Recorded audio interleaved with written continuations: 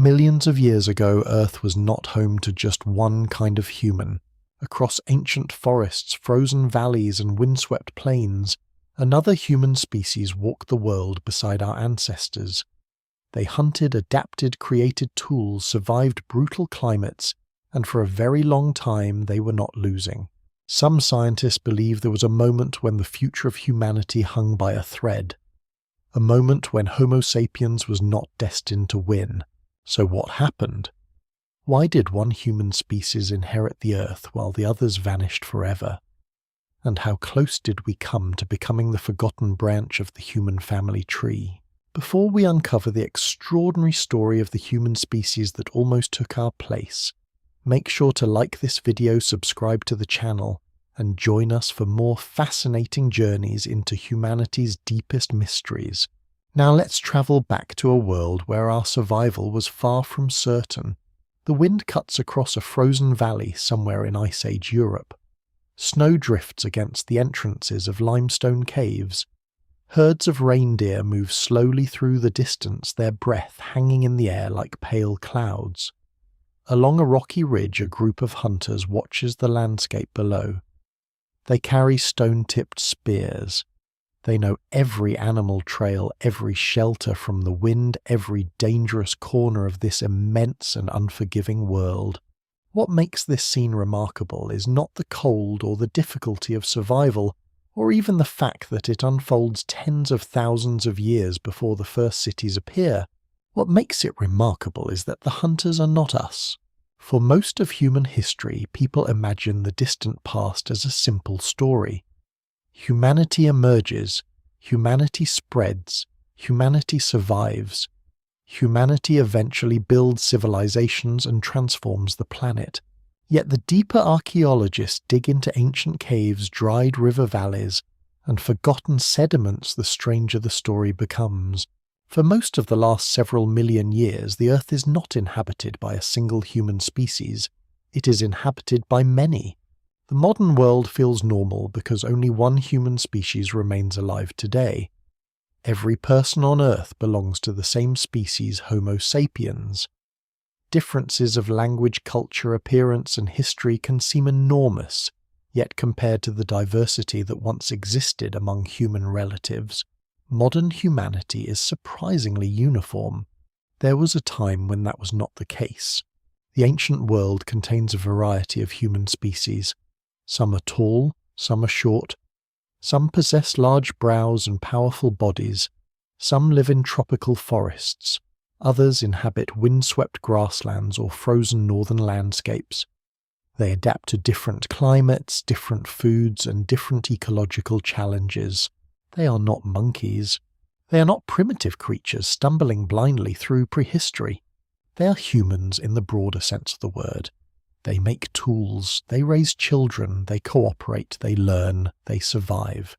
Some may even bury their dead, create symbolic objects, or care for injured members of their communities. For a very long time, the human family resembles a branching tree rather than a single line. What survives in the record suggests that dozens of human species emerge across Africa, Europe, and Asia over millions of years. Most disappear. A few endure longer than others. Some leave only fragments of bone. Others leave enough evidence for scientists to reconstruct entire chapters of their existence. Among them is one species whose story continues to fascinate researchers more than almost any other. A species that survives for hundreds of thousands of years. A species that masters some of the harshest environments humans have ever inhabited.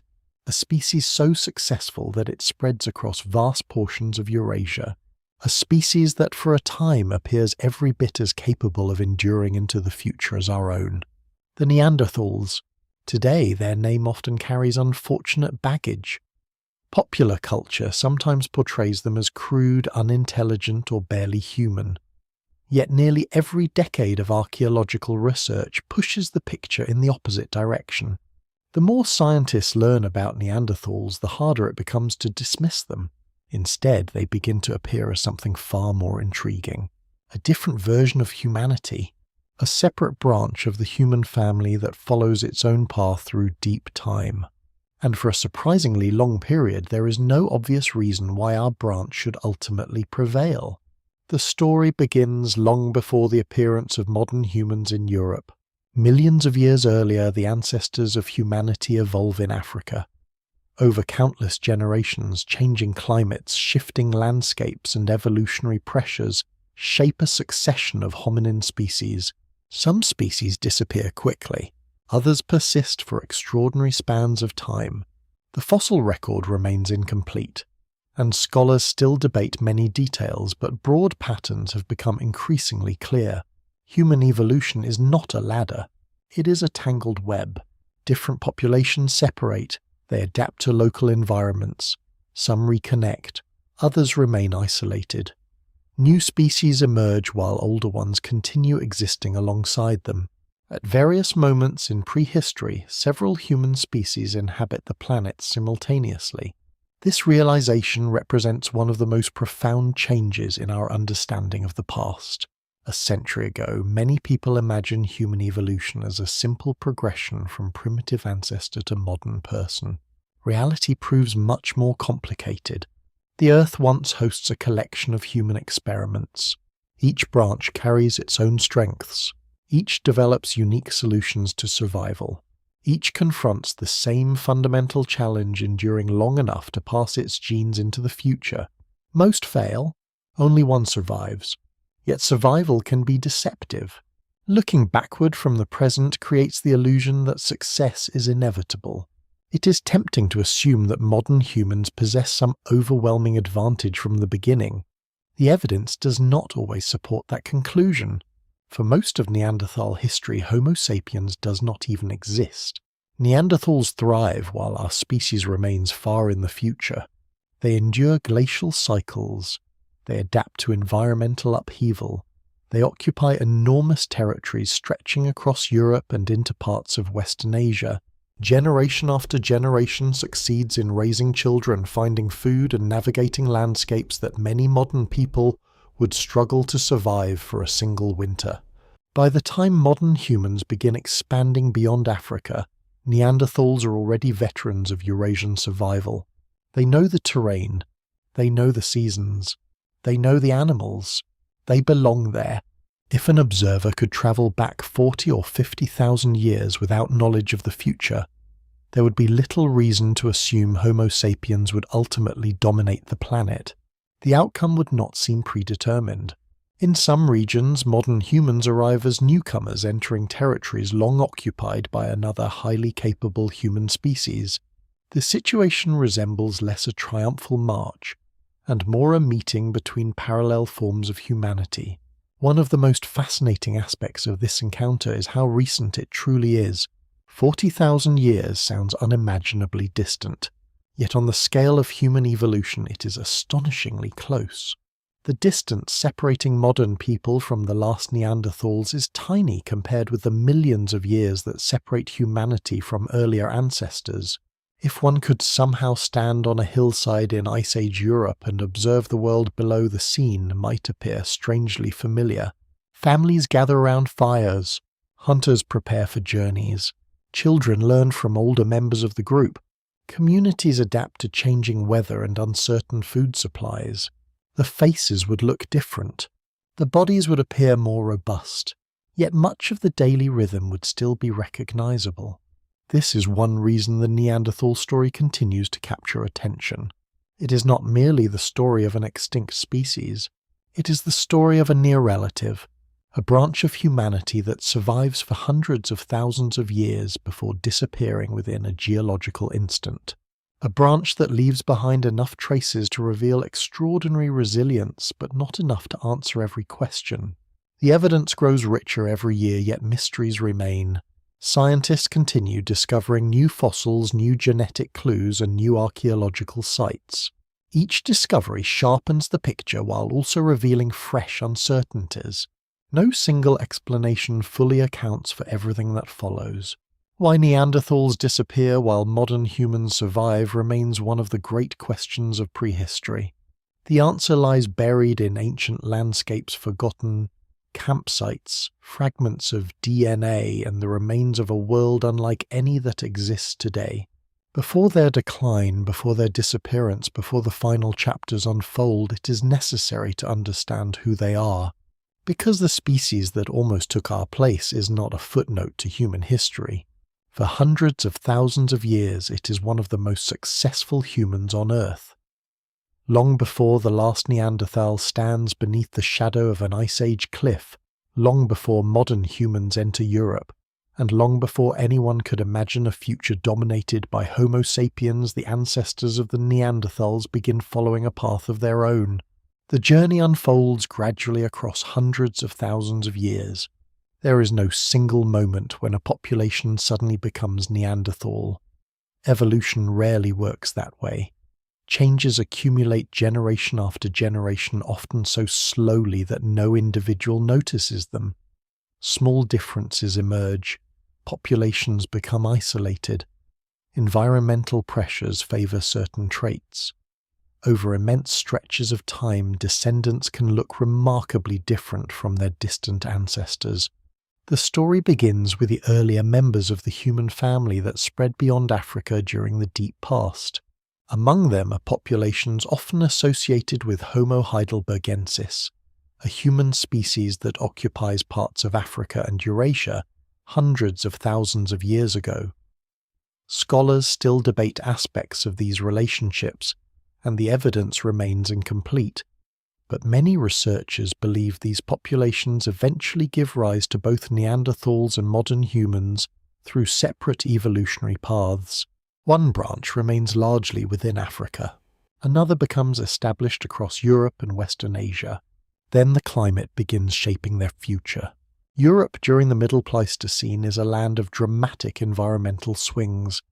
Glaciers advance and retreat repeatedly. Forests expand during warmer periods and contract during colder ones. Rivers change course. Animal populations migrate. Entire ecosystems transform over thousands of years. The human populations living there must adapt or disappear. Over time, their bodies begin reflecting the demands of this harsh environment. Neanderthals develop powerful physiques unlike those of most modern humans. Their limbs become relatively short and sturdy. Their chests grow broad. Their bones become exceptionally robust. These traits help conserve heat in cold climates, following patterns also observed in many animals living in northern environments. A Neanderthal standing beside a modern human would appear unmistakably different. The average Neanderthal is shorter but far more heavily built. The shoulders are broad, the muscles are substantial, the brow ridges are prominent, the nose is large, perhaps helping warm and humidify cold air before it reaches the lungs.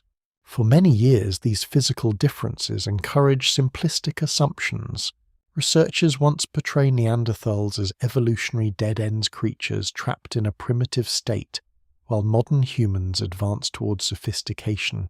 The fossils themselves seem to support this view. Early discoveries often consist of incomplete skeletons, many belonging to individuals who suffered injuries, diseases, or advanced age. One famous specimen discovered in France possesses severe arthritis and other physical ailments. To early observers, the remains suggest a shambling and primitive being. Later discoveries tell a different story. As more skeletons emerge from caves and ancient sediments, scientists realize that the original image is deeply misleading. Healthy Neanderthals are strong, capable, and remarkably well adapted to their world. Their bodies are not signs of inferiority. They are signs of specialization. The Ice Age landscapes they inhabit demand endurance, strength, and resilience. In many respects, Neanderthals become experts at surviving conditions that challenge even modern populations. Their success is reflected in their longevity. For roughly 400,000 years, depending on how the species is defined, Neanderthal populations persist across Eurasia. That time span is difficult to comprehend. Modern civilization occupies only a tiny fraction of it. The pyramids, ancient Rome, medieval kingdoms, industrial cities, and the modern technological world all fit into a period vastly shorter than the duration of Neanderthal existence. Generation after generation survives changing climates that repeatedly reshape continents. Forests become grasslands.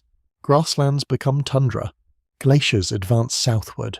Temperatures rise again. Through all of it, Neanderthals endure. Their world is filled with formidable animals. Woolly mammoths roam across portions of Eurasia. Woolly rhinoceroses graze frozen plains. Steppe bison travel in herds. Cave bears inhabit mountain regions. Large predators, including cave lions and hyenas, compete for resources. Neanderthals live among these giants. Archaeological evidence indicates they hunt large game regularly. Stone tools recovered from numerous sites reveal sophisticated knowledge of animal processing and butchery. Some hunting injuries found in Neanderthal skeletons resemble those experienced by modern rodeo riders, suggesting close encounters with dangerous prey. Such hunting requires planning, cooperation, and courage. It also requires communication. One of the most persistent myths surrounding Neanderthals concerns intelligence. For decades, they are portrayed as mentally inferior to modern humans, yet discoveries continue complicating that picture. Neanderthal brains are on average as large as or even larger than those of modern humans. Brain size alone does not determine intelligence, but it immediately undermines older assumptions. More importantly, archaeological evidence increasingly reveals complex behavior. Neanderthals manufacture specialized stone tools. They select suitable raw materials. They transport resources across landscapes. They use fire. They construct shelters in some regions. They adapt techniques to local environments. Some evidence suggests they may have used pigments. Other discoveries hint at symbolic behavior. A few sites indicate possible personal ornaments or decorative objects. Scholars continue debating the interpretation of many finds. No single discovery resolves every question. Yet the overall trend is unmistakable. The gap between Neanderthals and modern humans appears smaller than researchers once imagined. Another surprising detail emerges from the study of injuries. Many Neanderthal skeletons display evidence of severe wounds that later heal. Broken bones mend. Crippling injuries show signs of long-term survival. Individuals who had likely struggled to survive alone continue living for years.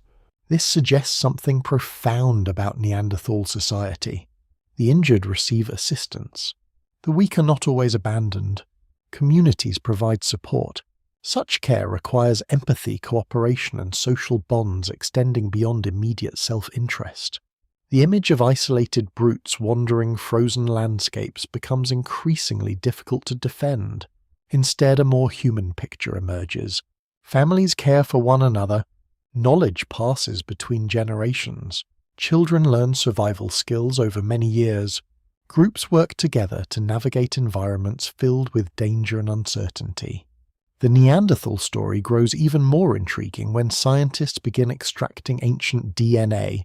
The development of genetic technology transforms the field. For the first time, researchers can move beyond bones and tools.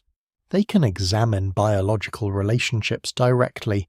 The results are astonishing. Neanderthals are not distant cousins separated by millions of years. They are close relatives, close enough that interbreeding with modern humans eventually becomes possible, close enough that traces of their ancestry survive in living populations today. This discovery fundamentally changes how people view them. Neanderthals are no longer merely another extinct species. They become part of the human story in a very personal sense. Yet during the height of their success, none of this future is visible. The Neanderthals do not know they are part of an evolutionary experiment. They do not know another human species is developing far away in Africa. They do not know that one day scientists will assemble fragments of their skeletons and debate their intelligence. They simply live. They hunt. They adapt. They survive.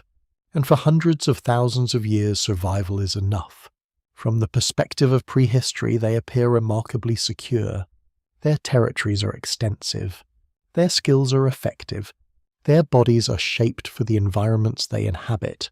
Nothing about the landscape suggests their eventual disappearance. If anything, the opposite seems true. The Neanderthals look established, permanent even, a species deeply rooted in Eurasia, and perfectly suited to the challenges of the Ice Age. Yet hidden within that apparent stability are vulnerabilities that remain invisible for thousands of generations. The same adaptations that make Neanderthals so successful may also tie them closely to a particular world, and worlds, especially Ice Age worlds, do not remain unchanged forever. The world that shapes the Neanderthals is a world of extremes. Across Europe and Western Asia, the climate rarely settles into long-lasting stability. Temperatures rise and fall over thousands of years. Ice sheets advance across northern regions and later retreat. Grasslands spread across vast territories before forests reclaim them. Rivers shift their courses. Animal migrations change direction. Entire ecosystems disappear and reappear in different forms. To survive here requires more than strength. It requires adaptability. The remarkable achievement of the Neanderthals is not simply that they endure these conditions, it is that they flourish within them for hundreds of thousands of years. At their greatest extent, Neanderthal populations occupy a territory stretching from the Atlantic shores of Western Europe to regions near Central Asia. Their world encompasses mountain ranges, river valleys, forests, grasslands, and cold steppes. It includes environments that differ dramatically from one another, yet archaeological evidence suggests they find ways to live successfully across them all. This success leaves traces scattered across thousands of sites. Stone tools emerge from caves in Spain. Ancient camps appear in France. Remains surface in Belgium, Germany, Croatia, Italy, and farther east. Each discovery adds another piece to a vast geographic puzzle. Taken together, they reveal a species that is anything but marginal. Neanderthals are among the dominant large mammals of Ice Age Eurasia. Their daily lives revolve around understanding landscapes in extraordinary detail. A successful hunter must know where animals travel during different seasons. A successful family group must recognize sources of fresh water. A successful community must anticipate weather changes that could become deadly. The knowledge accumulated over generations becomes one of their greatest assets. Children grow up learning patterns embedded within the environment, where herds migrate, when certain resources become available, which valleys provide shelter during winter, which cliffs offer strategic hunting positions. In many ways, survival depends upon an intimate relationship with place. This connection becomes especially important during colder periods. When glaciers expand, temperatures can drop dramatically. Open grasslands and tundra environments spread across regions that are forested today. Strong winds sweep across exposed plains. Winter conditions become severe. Yet these landscapes also support enormous populations of grazing animals. Mammoths, bison, horses, reindeer, and other species thrive in environments rich with grasses and low vegetation. For skilled hunters, these animals represent opportunity. Archaeological sites reveal evidence of repeated hunting activity. Animal bones bearing cut marks indicate systematic butchery. Stone tools show signs of specialized use. Some locations suggest that Neanderthals return repeatedly to productive hunting grounds over long periods. The exact methods they employ remain debated. The evidence rarely preserves every detail. Nevertheless, many researchers conclude that Neanderthals are capable hunters of large game. This finding is more significant than it might first appear. Large animal hunting demands planning. It requires coordination among multiple individuals. It involves risk assessment. It depends upon communication and cooperation. A single mistake during an encounter with a massive animal can result in severe injury or death. Yet the archaeological record suggests these hunts occur regularly. The injuries preserved in Neanderthal skeletons provide indirect evidence of these dangers. Broken ribs are common. Arm fractures appear frequently. Head injuries occur often enough to attract scientific attention. Many of these wounds heal successfully. The pattern suggests lives spent confronting physical risks on a routine basis. At the same time, Neanderthals are not solely dependent upon large mammals. Their diet proves more flexible than earlier researchers assume. Evidence from different regions reveals consumption of smaller animals, birds, fish, shellfish, and plant foods. In coastal environments, marine resources sometimes contribute significantly to survival. In forested regions, gathering becomes increasingly important. The image of Neanderthals as exclusively mammoth hunters gradually fades. Instead, they emerge as opportunistic foragers capable of exploiting whatever resources local environments provide. Fire plays a central role in this success. Across countless sites, evidence of controlled fire appears repeatedly. Hearths provide warmth during cold seasons. They offer protection from predators. They allow cooking, which improves the digestibility and nutritional value of many foods. They create social spaces where knowledge can be shared and relationships reinforced. The importance of fire in human evolution is difficult to overstate. For Neanderthals, it becomes one of the foundations of life. As darkness settles across Ice Age landscapes, small circles of light appear within caves and shelters. Families gather near flames while cold winds move beyond the edges of the firelight. Children learn from older generations. Tools are repaired. Food is prepared. The basic rhythms of human existence continue much as they do for countless societies that follow. One of the most surprising discoveries of recent decades concerns the sophistication of Neanderthal technology. For many years, researchers assume that their toolkits remain static and unimaginative. New evidence challenges this view. Neanderthals employ complex stoneworking techniques that require planning and skill. They select specific types of stone. They shape flakes according to intended functions. They create tools suited to scraping hides, processing meat, woodworking, and other tasks. Some technologies persist for thousands of years because they work exceptionally well. Innovation does occur, but not always in the dramatic ways modern observers expect. A successful tool may remain unchanged precisely because it fulfills its purpose efficiently. This lesson complicates older narratives of progress.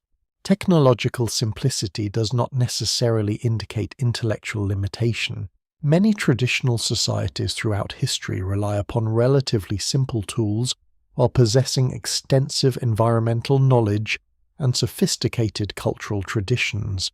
The same principle may apply to Neanderthals. The deeper researchers investigate, the more difficult it becomes to define a clear boundary separating them from modern humans. Even symbolic behavior once considered uniquely human becomes a subject of debate. Pigments discovered at some sites suggest possible decorative or symbolic use. Modified eagle talons recovered from certain locations may have functioned as ornaments. A handful of cave markings and other artifacts raise intriguing possibilities. None of this evidence is universally accepted. Scholars still debate interpretations vigorously. The evidence remains incomplete. Yet the accumulation of clues points in a consistent direction. Neanderthals appear more cognitively complex than earlier generations of researchers imagined. Perhaps the most revealing aspect of their success is its duration. Many species adapt effectively to specific conditions. Few maintain that success for hundreds of thousands of years. The Neanderthals do. They survive multiple climate cycles that transform continents repeatedly. They persist through environmental changes that eliminate numerous animal populations. They maintain communities across vast geographic ranges. For an extraordinarily long time, their strategy works. Had history frozen 30 or 40,000 years earlier, the Neanderthal story might appear destined for endless continuation. No observer standing in Ice Age Europe would easily identify signs of impending extinction. The species has weathered countless challenges already. Why should future challenges prove different? Yet success can conceal weaknesses. The very specialization that allows Neanderthals to dominate harsh northern environments may create hidden constraints. Their populations appear relatively small compared with those of later modern humans. Groups are often scattered across enormous territories. Communities may become isolated from one another for extended periods. Genetic studies suggest that some populations experience low levels of diversity. These factors do not guarantee failure. For thousands of generations, they remain manageable. but they create conditions that may become increasingly important when circumstances change. And circumstances are about to change in ways that no Neanderthal community can anticipate. Far to the south, another human species is evolving along a different path. Its origins lie in Africa. Its future expansion has not yet begun. For most of Neanderthal history, the two species exist separately. Soon, however, that separation will end. The ancient landscapes of Eurasia will become shared territory. Two forms of humanity, each shaped by different environments and different evolutionary histories, will finally encounter one another. The consequences of that meeting will echo all the way into the present day. For hundreds of thousands of years, the Neanderthals inhabit Eurasia without any knowledge that another branch of humanity is emerging elsewhere. Across Africa, however, evolutionary processes continue shaping populations that will eventually become Homo sapiens. The two stories unfold separately, divided by geography and time, each following its own path through a changing world. The origins of modern humans lie in Africa more than 300,000 years ago. Fossils discovered in several regions reveal populations possessing many of the anatomical features associated with people today. Yet these early humans are not identical to modern populations. Like every species, they continue evolving over long periods, adapting to local environments and experiencing their own demographic fluctuations. Africa during this era is not a static setting. Climate shifts repeatedly alter the continent's landscapes. Wet periods transform deserts into grasslands and lakes. Dry periods reverse the process. Forests expand and contract. Rivers appear and disappear. Human populations adapt to these changes, sometimes becoming isolated and at other times reconnecting with distant groups. Many researchers believe these fluctuating conditions play an important role in shaping human adaptability. Communities must learn to survive in diverse environments. They develop flexible strategies for obtaining food and managing risk. Cultural knowledge becomes increasingly valuable. Over countless generations, Homo sapiens spreads across large portions of Africa. The species survives environmental instability that might have eliminated less adaptable populations. The evidence suggests periods of expansion followed by contraction, moments of success interrupted by hardship. The path toward global dominance is neither smooth nor inevitable. At several points in prehistory, humanity comes surprisingly close to demographic disaster. Genetic studies indicate that ancient human populations may sometimes have been relatively small. Scholars continue debating the exact numbers and causes, but what survives in the records suggests that our ancestors face repeated challenges: disease, climate shifts, resource shortages, competition with predators. The survival of Homo sapiens remains uncertain for much of its early history. This uncertainty is easy to forget when looking backward from the modern world. Today, Homo sapiens occupies every continent except Antarctica permanently. Human settlements reach remote islands, deserts, mountains, and polar regions. Billions of people inhabit the planet. None of this is visible in the distant past. Early Homo sapiens is simply one human species among several. Nothing guarantees its eventual triumph. Then gradually populations begin expanding beyond Africa. The timing remains an active area of research. Small movements occur earlier, and some may fail entirely. Human groups leave Africa and disappear without leaving lasting descendants. Others establish temporary footholds. The process is complex rather than a single migration event. Eventually, however, a major expansion succeeds. Beginning roughly 70,000 to 60,000 years ago, though dates vary depending on the evidence considered, populations of Homo sapiens spread into parts of the Middle East and beyond. For the first time, they enter regions already familiar to another human species, the Neanderthals. The encounter that follows is one of the most consequential events in human history, yet it does not resemble the dramatic scenes often imagined in fiction. There is no single meeting, no historic day when two groups suddenly discover one another. Instead, contact likely occurs repeatedly across thousands of years and enormous distances. Small bands move through overlapping territories. Some never encounter each other at all. Others may meet briefly near rivers, hunting grounds, or migration routes. The evidence rarely preserves such moments directly. Bones and stone tools reveal patterns, not individual stories. Even so, those patterns are extraordinary. For a significant period, Neanderthals and modern humans coexist. Europe and Western Asia become home to two intelligent human species at the same time. This fact alone remains astonishing. Modern people grow up in a world containing only one humanity.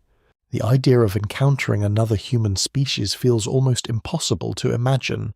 Yet for ancient populations, it is reality.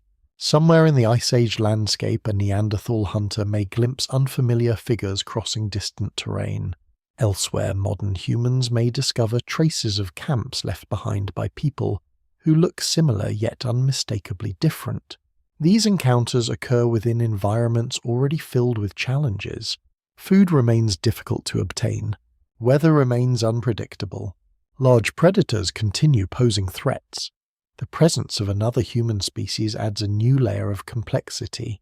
For decades, researchers assume the relationship is primarily hostile. Competition seems inevitable.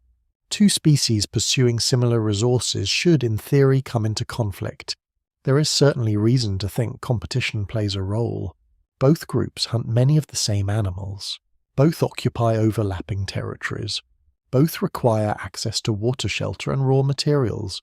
Yet the genetic evidence reveals something unexpected. The two species do not remain entirely separate. They interbreed. This discovery transforms scientific understanding. When researchers first recover Neanderthal DNA and compare it with the genomes of living people, they uncover traces of ancient encounters preserved within modern populations. Most people with ancestry outside sub-Saharan Africa carry small percentages of Neanderthal DNA. The amount varies, but the implication is unmistakable. At some point, members of the two species have children together. Those children have descendants. And those descendants eventually contribute to populations that survive into the present. The significance of this finding cannot be overstated. For generations, Neanderthals are portrayed as evolutionary failures disconnected from humanity's future. Now, scientists realize that part of their biological legacy remains alive. The boundary between species becomes less absolute than many once believed. Exactly how often interbreeding occurs remains debated. The evidence points to multiple episodes of contact rather than a single event. Different regions and different periods may produce different outcomes. Some encounters are probably peaceful, others may be hostile. The archaeological record cannot easily reveal emotions, intentions, or social relationships. It preserves only fragments. What survives suggests a complicated reality, neither complete separation nor complete integration. Instead, a long period of interaction unfolding across generations. Meanwhile, differences between the two groups become increasingly important. Modern humans often appear to maintain broader social networks. Artifacts sometimes travel longer distances. Certain technologies spread rapidly across large regions. Symbolic expression may become more widespread, though scholars continue debating the extent of these differences. None of this necessarily means modern humans are inherently smarter. The evidence remains far more nuanced. Small advantages accumulated across large populations can produce significant long-term effects. A species does not need to be dramatically superior to gain an edge. Sometimes tiny differences become decisive when repeated over thousands of years. At first, however, no clear winner emerges. Neanderthals remain established across much of their traditional range. They continue hunting, raising families, and surviving within familiar landscapes. Modern humans are newcomers, but newcomers capable of expanding quickly. For thousands of years, both species occupy the same broader world. The outcome remains uncertain. From a modern perspective, it is tempting to see the future approaching, to imagine the disappearance of the Neanderthals as inevitable. Yet inevitability is often an illusion created by hindsight. People living through these events cannot see what lies ahead. Neither species knows that one will vanish while the other spreads across the globe. They exist together in a narrow window of prehistory when multiple forms of humanity still share the Earth, a window that remains open longer than many once believed. And within that shared world, the story grows more complex than simple replacement, because the evidence increasingly suggests that coexistence, cooperation, competition, and exchange all occur at different times and in different places. The ancient continent is no longer the domain of a single human species. It has become a landscape shared between cousins. For thousands of years, the landscapes of Europe and Western Asia belong to more than one humanity. The image is difficult to hold in the modern imagination. Every living person today belongs to the same species. Even when cultures differ dramatically, everyone shares a common biological identity. The world feels singular. The idea that another kind of human could walk across the same valleys, hunt the same animals, and occupy neighbouring territories seems almost impossible. Yet this is precisely the reality of the Late Ice Age. Across river systems, mountain corridors, coastal plains, and open steppes, Neanderthals and modern humans inhabit overlapping worlds. Sometimes they are separated by hundreds of kilometres, sometimes perhaps only by a few days' travel. In certain regions they may follow one another, seasonally moving through landscapes that both understand and depend upon. The archaeological record preserves only fragments of this coexistence, but those fragments are enough to reveal a remarkable chapter in human history. One of the most important discoveries concerns timing. For many years, researchers assume that modern humans arrive and Neanderthals disappear relatively quickly. The story appears straightforward, one species replaces another. As dating techniques improve, the picture becomes more complicated. In several regions, evidence suggests that the two species coexist for thousands of years. Not decades, not centuries, millennia. This changes everything. A coexistence lasting thousands of years creates opportunities for repeated encounters. It allows information to move between groups. It creates possibilities for competition, cooperation, avoidance, and adaptation.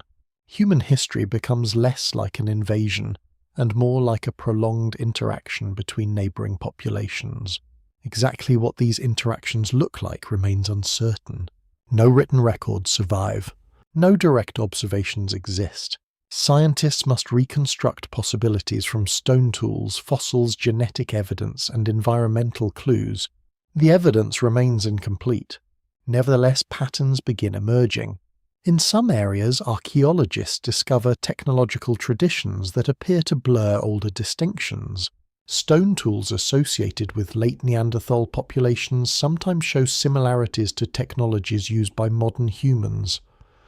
Whether this reflects independent innovation, cultural exchange, or more complex processes remains debated. No single explanation fully accounts for every site. Yet the possibility itself is significant. It suggests that information may sometimes pass between groups. The traditional image of two isolated species living entirely separate lives becomes harder to sustain. The question of learning is especially intriguing. Humans are unusual creatures because survival depends heavily upon culture. Knowledge can be shared, techniques can be copied, successful ideas can spread. A tool invented in one place may eventually appear hundreds of kilometers away. A hunting strategy may move through generations. A symbolic tradition may outlast the people who first create it. If Neanderthals and modern humans interact repeatedly, it becomes difficult to imagine complete cultural isolation. Some degree of observation is almost inevitable. One group sees how another processes animal hides. One group notices a different hunting technique. One group encounters unfamiliar tools or ornaments. The extent of such exchanges remains uncertain, but the possibility highlights how human these encounters truly are. This is not merely a story about biological competition. It is also a story about information, about learning, about adaptation, about how different communities respond to one another's presence. At the same time, coexistence likely brings tension. Resources are never unlimited. Ice Age environments can be productive, but they remain unpredictable. Animal populations fluctuate. Severe winters create hardship. Droughts occasionally affect entire regions. Competition for hunting grounds or key migration routes may become unavoidable. Even among modern human groups, conflicts often emerge when resources are scarce. There is little reason to assume ancient populations are entirely immune to similar pressures. Evidence of direct violence between Neanderthals and modern humans remains surprisingly limited. Some researchers have proposed individual cases, but clear proof is rare. This absence does not mean conflict never occurs. It simply means the archaeological record preserves little direct evidence. Most human interactions leave no fossil trace. A hostile encounter in a river valley may vanish from history completely. A peaceful exchange of knowledge may leave equally little evidence behind. What survives is often accidental. A discarded tool, a buried skeleton, a fragment of DNA. From these remnants, scientists attempt to reconstruct vanished worlds. Perhaps the most extraordinary clue comes from genetics. The discovery of interbreeding demonstrates that at least some encounters are intimate rather than hostile. This fact alone forces a reconsideration of older narratives. Species do not produce descendants together through constant warfare. At certain times and places, individuals form relationships. Communities overlap. Boundaries become permeable. The implications extend far beyond biology. They suggest a world in which human diversity is more fluid than once imagined. The distinction between them and us becomes less absolute. Neanderthals are not simply rivals standing outside the human story. They are participants within it. The deeper scientists investigate, the more interconnected the picture becomes. Another fascinating aspect of coexistence involves perception. How do these groups view one another? The answer remains unknowable. No direct testimony survives. Yet the question is difficult to avoid. The differences between Neanderthals and modern humans are visible. Body proportions differ, facial features differ, voices may sound different, movement patterns may differ, yet similarities are equally obvious. Both walk upright, both use tools, both care for children, both control fire, both hunt, both communicate. The encounter is unlike meeting an entirely different animal. It is more like encountering an unfamiliar version of humanity, a reflection that is recognizable but not identical. Such encounters may provoke curiosity. They may provoke caution. They may provoke fear, perhaps all three at different times. The emotional reality remains beyond recovery, but its importance should not be underestimated. Human beings often define themselves partly through comparison with others. The existence of another human species may shape identity in ways that leave little trace in the archaeological record. Meanwhile, environmental conditions continue changing. The Ice Age world is never static. Temperatures fluctuate. Habitats shift. Animal distributions change. Populations must adapt repeatedly. These pressures affect both species. Yet they do not affect them equally. Modern humans appear to expand steadily into new territories. Neanderthal populations, by contrast, may become increasingly fragmented in some regions. The reasons remain debated. Population size likely plays a role. Genetic diversity may matter. Mobility patterns may differ. Social networks may vary in scale. None of these factors alone explains what follows. Together, however, they begin creating subtle differences in resilience. A small population can survive successfully for thousands of years, but small populations are vulnerable. A harsh winter, a local extinction of prey, a disease outbreak, a series of poor seasons. Any one of these can have disproportionate effects.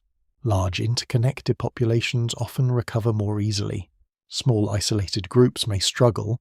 At first, these pressures remain invisible. The Neanderthals are still present across substantial territories. Their communities continue functioning. Their traditions continue. Their children continue growing into adulthood. Nothing about daily life necessarily signals the beginning of an ending, yet beneath the surface the balance may already be shifting. The shared world of Neanderthals and modern humans is entering a new phase. The question is no longer whether the two species can coexist. The evidence shows that they can. The deeper mystery concerns what eventually tips the scales. Why does one human species expand while another slowly retreats? Why does a lineage that survives hundreds of thousands of years suddenly begin losing ground? The answer does not appear in a single dramatic event. Instead, it emerges through a collection of small advantages, environmental changes, demographic pressures, and historical accidents. A combination so subtle that even now scientists continue debating its exact nature. Because the species that almost took our place is not defeated in one decisive moment. Its decline unfolds gradually hidden within the ordinary rhythms of life. If a traveller could move back and forth between a Neanderthal camp and a camp of early modern humans 45,000 years ago, the differences might not appear as dramatic as older textbooks once suggested. Both groups would likely be surrounded by stone tools. Both would depend on hunting and gathering. Both would use fire. Both would live within close-knit social communities. Both would possess deep knowledge of the landscapes around them. For much of the 20th century, however, scientists often frame the story differently. Modern humans were portrayed as innovators and thinkers, while Neanderthals were cast as conservative survivors clinging to outdated ways of life. The narrative seemed simple and appealing. One species supposedly represented progress. The other represented stagnation. As archaeological evidence accumulated, that tidy picture began to unravel. The more researchers learned, the more they discovered that Neanderthals were neither intellectually simple nor technologically frozen. Instead, the comparison became far more complicated. One revealing area involves toolmaking. Stone tools may appear primitive to modern eyes, but producing them often requires remarkable skill. A well-made stone tool is not simply a rock that happens to be sharp. It is the result of planning knowledge of raw materials, controlled strikes, and an understanding of how stone fractures. Neanderthals excel at this craft. Many of their tools are produced through sophisticated techniques requiring multiple steps. Toolmakers must visualize the final product before shaping it. They must select suitable stone and prepare it carefully. Mistakes can ruin hours of work. The resulting tools are highly effective. They process animal hides. They butcher carcasses. They shape wood. They perform countless daily tasks essential to survival. In many environments, Neanderthal technologies remain successful for tens of thousands of years. That longevity itself is revealing. People rarely abandon working solutions without good reason. At the same time, archaeologists notice certain differences in how modern human technologies spread and diversify. In some regions, Homo sapiens populations appear to experiment more frequently with specialized tools. Bone implements become increasingly common. New forms of projectile technology emerge. Decorative objects appear in greater numbers. The significance of these patterns remains debated. Some scholars argue they indicate important cognitive differences. Others suggest demographic factors provide a better explanation. A larger population generates more opportunities for innovation simply because more individuals are trying new things. Useful ideas can spread more efficiently when social networks are extensive. The distinction matters because it changes how scientists interpret the evidence. The question may not be whether modern humans are inherently smarter. The question may be whether they are connected differently. A small isolated population can lose valuable skills through chance alone. A larger interconnected population can preserve and distribute knowledge more effectively. This concept has become increasingly influential in recent years. Culture behaves somewhat like a living system. Ideas survive when communities maintain them. Skills persist when enough people learn them. Innovations spread when social connections allow communication. In this framework, success depends not only on intelligence but also on networks. The size and structure of human communities become critically important.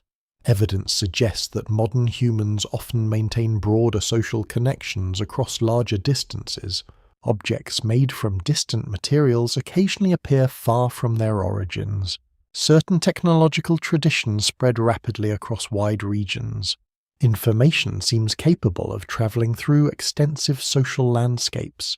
Neanderthals also maintain social networks, but they may operate on smaller scales. The exact differences remain uncertain. The archaeological record cannot measure every interaction, yet the pattern appears repeatedly enough to attract attention. Another fascinating area of comparison involves symbolic behavior. For generations, symbolic thinking is viewed as one of the defining features of modern humanity. Art ornaments, ritual practices, and abstract concepts are often considered uniquely human achievements. Then discoveries begin complicating this assumption. Pigments associated with Neanderthal sites suggest deliberate collection and use of colour. Modified animal parts hint at personal decoration. Possible engravings and markings appear in several locations. Some cave formations seem to have been intentionally altered. None of these discoveries provides a complete answer. Every interpretation faces challenges. Scholars continue debating whether particular artifacts truly represent symbolic expression. The evidence remains incomplete, yet the cumulative effect is significant. Neanderthals increasingly appear capable of behaviors once assumed exclusive to modern humans. The boundary separating the two species becomes increasingly blurred. Language presents another mystery. Direct evidence for speech is extraordinarily difficult to obtain. Words do not fossilize. Conversations disappear instantly into time. Researchers must rely on indirect clues. The anatomy of the vocal tract, the structure of the inner ear, genetic evidence related to speech and language, archaeological indications of complex cooperation. Taken together, many scientists conclude that Neanderthals almost certainly possess some form of sophisticated spoken communication. Exactly how their language functions remains unknown. Its sounds, grammar, and vocabulary are lost forever. Nevertheless, coordinated hunting, social care, and technological transmission become difficult to explain without advanced communication. The old image of silent, grunting cave dwellers no longer fits the evidence. Instead, Neanderthals appear increasingly human in ways that earlier generations failed to appreciate. Perhaps nowhere is this humanity more visible than in their treatment of one another. Several archaeological discoveries reveal individuals who survived despite serious disabilities. One Neanderthal lives for years with injuries that would have made independent survival extremely difficult.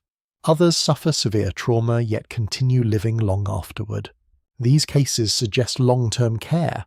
Someone gathers food, someone offers protection, someone invests time and effort into helping vulnerable individuals survive.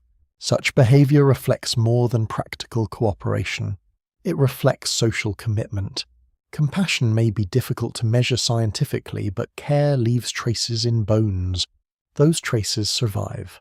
They remind researchers that Neanderthal communities are not merely survival machines. They are social worlds. Parents raise children. Adults support elders. Groups share responsibilities. The emotional lives of these people remain inaccessible, but the evidence suggests relationships of considerable depth. And yet, despite all these similarities, differences still matter.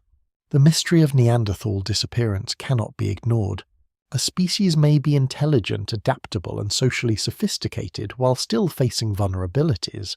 History is filled with capable populations that encounter unfavorable circumstances.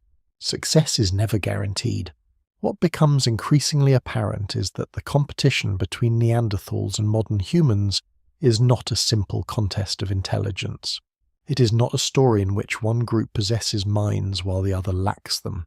The reality is subtler. Two highly capable human species meet. Both survive challenging environments. Both innovate. Both cooperate. Both demonstrate resilience. The outcome emerges not from a single overwhelming advantage, but from the accumulation of many smaller factors. Some may involve technology. Others may involve social structure. Others may involve geography, climate, population size, or sheer chance. This complexity frustrates anyone seeking a neat explanation, but it also reflects the messy reality of evolution. Extinction rarely follows a single cause. More often, it arises from multiple pressures interacting over long periods. As scientists continue examining fossils, artifacts, and genomes, one possibility becomes increasingly difficult to ignore. Perhaps the greatest advantage possessed by modern humans is not physical strength, tool-making skill, or even intelligence alone. Perhaps it lies in something less visible: the ability to maintain larger webs of relationships, the ability to connect communities across greater distances, the ability to transform information into a collective resource shared by many groups. If so, the decisive factor in humanity's future may not be found in muscle or bone. It may be found in networks, in the invisible threads linking one group to another across vast landscapes. And those threads are about to become increasingly important as environmental instability begins testing every human population in Eurasia. The advantage that may ultimately shape the future of humanity is not immediately visible in a fossil. It leaves no obvious mark on a skull. It does not appear in the length of a limb or the size of a brain. Archaeologists cannot hold it in their hands the way they hold a stone tool or an animal bone. Yet many researchers increasingly suspect that it plays a critical role in determining which human species survives. It is the power of connection. Throughout history, humans have rarely succeeded as isolated individuals. Survival depends upon cooperation. Food is shared. Knowledge is transmitted. Risks are distributed across communities. The larger and more interconnected a social network becomes, the more resilient it often proves in the face of disruption. This principle may be just as important in prehistory as it is today. When scientists compare evidence from Neanderthal populations and early modern humans, they begin noticing subtle differences that could have profound consequences over thousands of years. One difference involves population density. Although exact numbers remain uncertain, most reconstructions suggest that Neanderthal populations are relatively small. They occupy enormous territories, but the people themselves are often widely dispersed. A valley may contain a small community. A neighboring valley may contain another. Hundreds of kilometers of landscape may separate groups from one another. Such arrangements can function successfully for long periods. Indeed, Neanderthals survived this way for hundreds of thousands of years.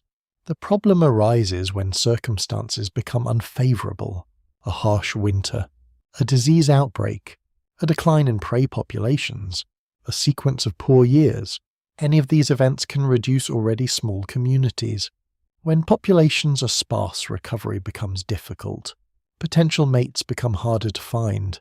Knowledge can disappear if key individuals die. Genetic diversity declines. A setback that would be manageable for a large population may become catastrophic for a small one.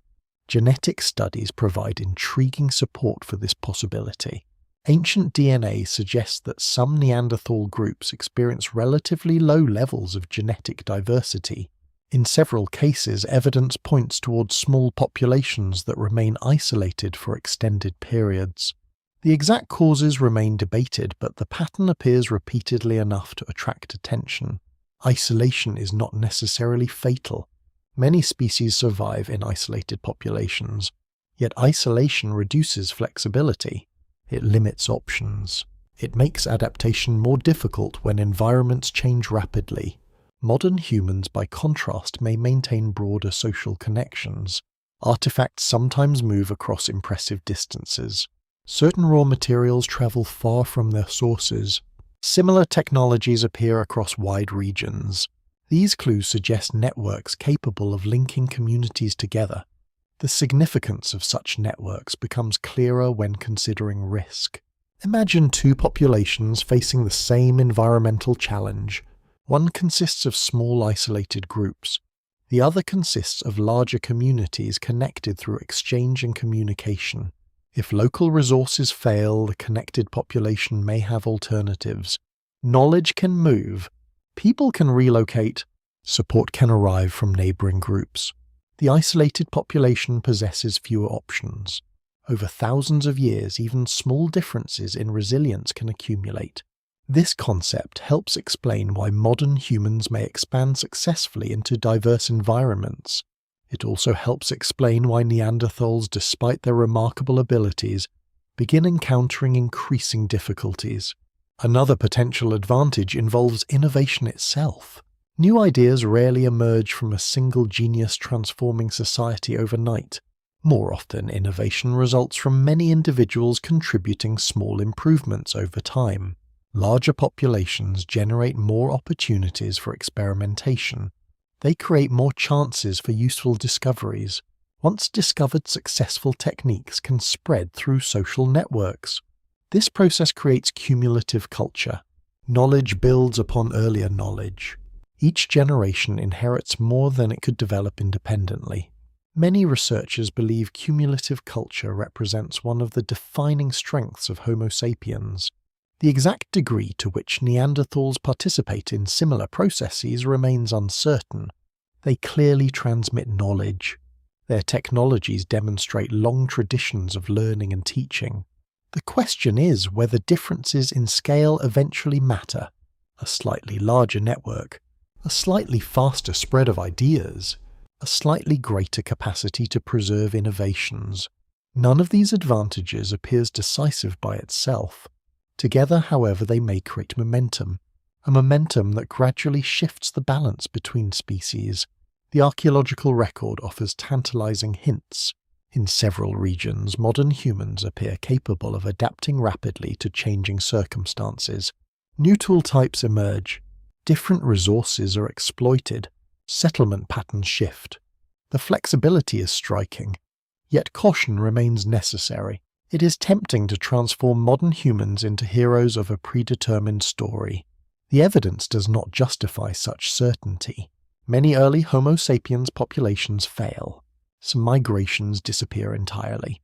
Others leave little trace. Success remains fragile. Chance continues playing a role. Environmental conditions continue influencing outcomes. No single explanation fully accounts for the eventual fate of the Neanderthals. Still, the concept of social advantage continues gaining support because it aligns with broader patterns in human history. Again and again, connected societies outperform isolated ones when confronting uncertainty. Information becomes a survival tool. Knowledge becomes a resource.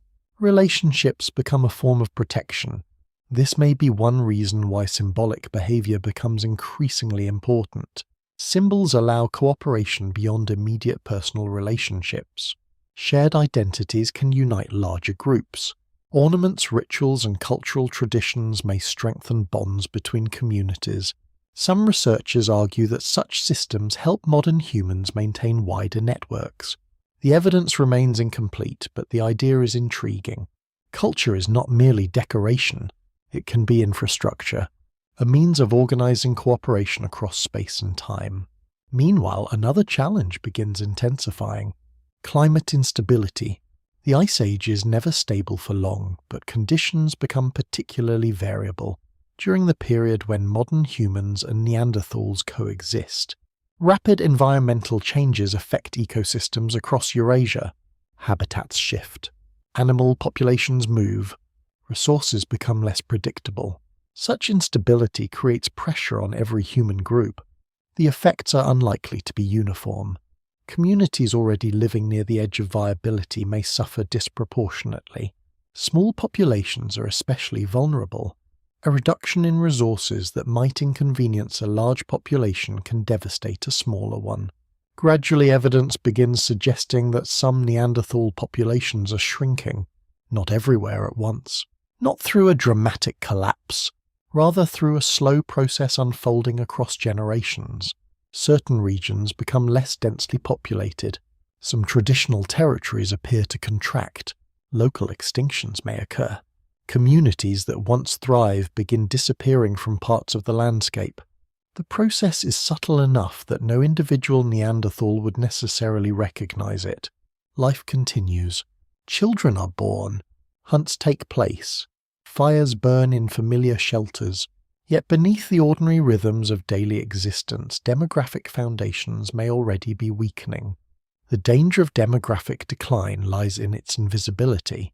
A population can seem healthy until it reaches a threshold from which recovery becomes difficult. By the time warning signs become obvious, the underlying problems may already be severe. This possibility increasingly attracts scientific attention. Perhaps Neanderthal extinction is not primarily a story of conquest. Perhaps it is not even a story of direct competition. Perhaps it is a story of numbers, a story in which small populations face repeated pressures over thousands of years until resilience gradually erodes. If so, the decisive factor may be surprisingly mundane. Not a great battle, not a revolutionary invention, not a single catastrophe, but the cumulative effect of countless small disadvantages interacting across generations. And as environmental instability grows stronger, those disadvantages become harder and harder to overcome. The age of Neanderthal dominance is beginning to fade. The change is slow enough to escape notice, but it is underway. The beginning of an extinction rarely looks like an ending. There is no dark line drawn across the landscape. No signal appears in the sky announcing that a species has entered its final chapter. Life continues much as it always has. People wake, hunt, gather food, care for children, and prepare for the next season. For the Neanderthals, the early stages of decline likely feel no different. A community loses a few members. A hunting territory becomes less productive. A neighbouring group is encountered less frequently than before. None of these changes necessarily appears alarming on its own. Yet extinction often emerges through exactly such ordinary events. The archaeological record suggests that by around 50,000 to 45,000 years ago, some Neanderthal populations may already be under pressure. The evidence is uneven and incomplete, varying from region to region, but broad patterns begin attracting attention. Certain areas that once contained substantial evidence of Neanderthal occupation show fewer signs of continued presence. Some populations appear increasingly fragmented. The geographic range that once stretches across vast portions of Eurasia begins showing signs of contraction. The reasons remain intensely debated. Climate change is one major candidate. The late Pleistocene is a period of extraordinary environmental instability. Temperatures can shift dramatically over relatively short periods. Forests expand and disappear. Grasslands move. Animal populations respond by changing migration routes or abandoning regions entirely. For human communities dependent upon intimate knowledge of local environments, such changes are disruptive. Neanderthals have survived climate fluctuations before, many times in fact. This is one reason researchers hesitate to blame climate alone. The species endures numerous glacial and interglacial cycles over hundreds of thousands of years. Environmental instability is not new. Something else may be happening. Perhaps climate change becomes more significant when combined with other pressures already affecting small populations. A community weakened by low numbers becomes less resilient. A region experiencing reduced genetic diversity becomes more vulnerable. Competition for resources becomes more consequential. In this interpretation, climate acts not as a single cause but as an amplifier. It magnifies existing challenges. Another possibility involves prey availability. Many Neanderthal populations rely heavily on large animals. Although they exploit a range of resources, big game remains an important component of survival in many regions. When animal populations shift, human communities must adapt. Some researchers argue that modern humans may prove particularly effective at broadening their diets during difficult periods. Evidence from certain sites suggests flexible use of fish, birds, small mammals, and plant foods. The degree of difference remains debated. Nevertheless, dietary flexibility could provide an advantage when traditional resources become unreliable. Even a modest advantage can matter when repeated over thousands of years. Disease represents another possibility. The evidence is frustratingly limited. Ancient pathogens rarely leave clear traces in the archaeological record. Yet whenever previously separated populations come into contact, disease becomes a potential factor. Human history offers many examples. Smallpox devastates populations in the Americas after European arrival. Epidemics reshape entire civilizations. Disease can travel faster than armies. Could something similar affect Neanderthals? Some researchers consider the possibility. Others remain cautious because direct evidence is lacking. The idea cannot be ruled out, but neither can it be demonstrated confidently. The evidence remains incomplete. This uncertainty characterizes much of the Neanderthal mystery. Every explanation appears plausible. None appears sufficient on its own. Population size, climate instability, resource competition, disease, genetic factors, and social differences all contribute pieces of the puzzle. The challenge lies in determining how those pieces fit together. One particularly revealing clue emerges from genetics. Studies of Neanderthal DNA suggest that some populations may already be experiencing demographic stress before their final disappearance. Small populations face unique problems. Harmful genetic mutations can accumulate. Opportunities for genetic exchange become limited. Recovery from local setbacks becomes increasingly difficult. These processes unfold slowly. Generations pass before consequences become obvious. Yet once population numbers fall below certain thresholds, decline can accelerate. This does not mean Neanderthals are doomed. Small populations sometimes recover successfully. Conservation biology provides modern examples. Species pushed close to extinction occasionally rebound when conditions improve. The key issue is whether improvement arrives soon enough. For Neanderthals, the timing may prove unfortunate. As populations shrink in some regions, modern humans continue expanding. The interaction between the two processes could be critical. A declining population does not need to be conquered to disappear. It can gradually lose territory through demographic replacement. Imagine two neighboring communities. One grows slightly each generation. The other remains stable or declines slightly. Neither trend appears dramatic. Yet over centuries, the cumulative effect becomes substantial. Over millennia, it becomes transformative. This possibility increasingly appeals to many researchers because it does not require dramatic assumptions. No great war, no sudden catastrophe, no single decisive event. Instead, the outcome emerges through ordinary demographic processes operating over long periods. The simplicity of the idea is part of its strength. At the same time, it leaves many questions unanswered. Why do modern humans grow while Neanderthals decline? Why are some regions abandoned earlier than others? Why do certain populations persist longer than expected? The answers remain elusive. Regional variation complicates every explanation. Neanderthal extinction is not a single event occurring simultaneously across Eurasia.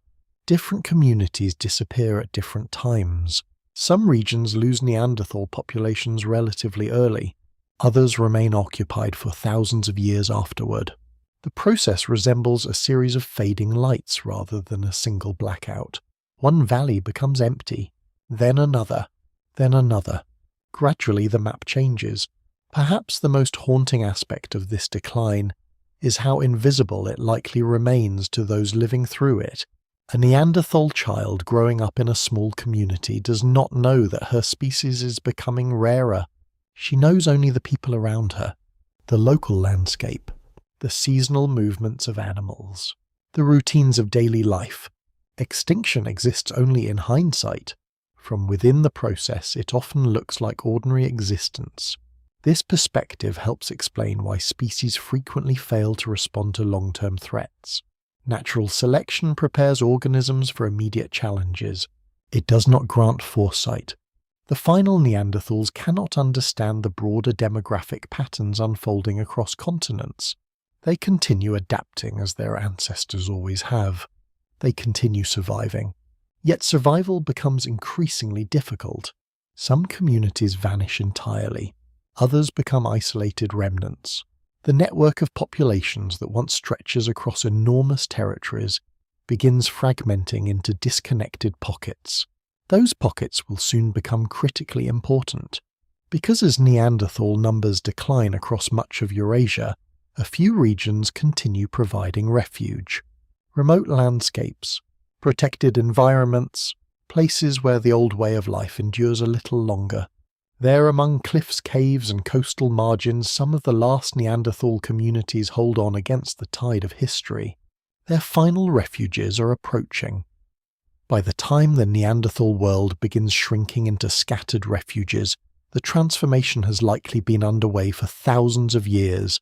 Across much of Eurasia, the vast network of populations that once stretches from the Atlantic coast to the edges of Central Asia is no longer intact.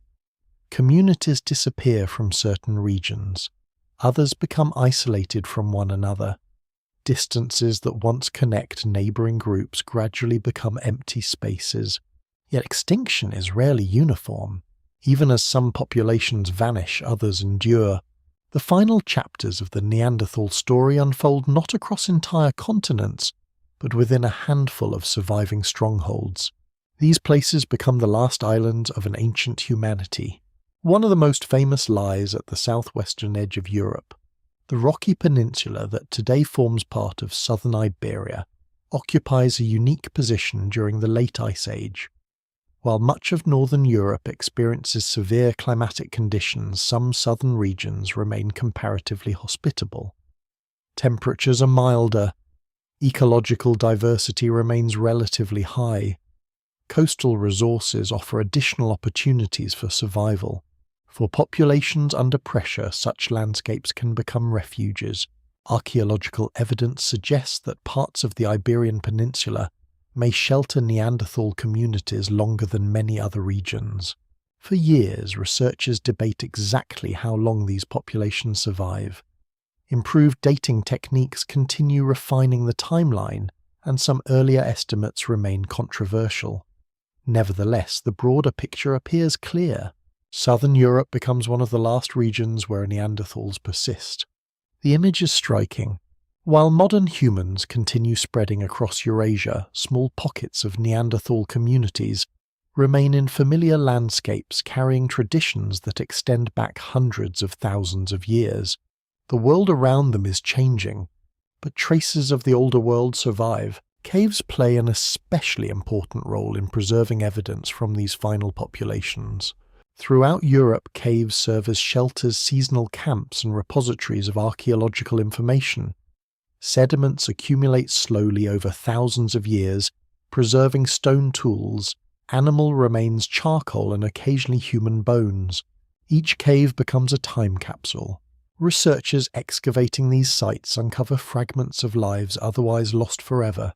A hearth reveals where people gather around fire. Animal bones reveal what they eat. Stone tools reveal how they work and hunt. Layer by layer, the past emerges from darkness. Some of the most important clues concerning late Neanderthals come from exactly these environments. The evidence suggests that final populations are often small. Communities may be separated by considerable distances. Opportunities for interaction become increasingly limited. This isolation carries consequences. Human societies depend heavily upon exchange. Ideas move between groups. Potential mates travel across landscapes. Resources circulate through social networks. When those networks weaken, resilience declines. A community facing hardship can no longer rely as easily upon support from neighbouring groups. The effects may not be immediate, but over generations they accumulate. The image that emerges is not one of sudden catastrophe.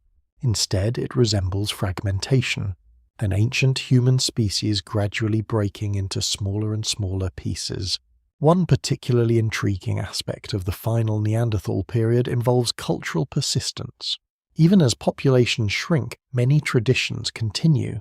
Stone tool technologies remain recognizable. Subsistence strategies remain effective. People continue hunting, processing food, caring for family members, and navigating familiar environments.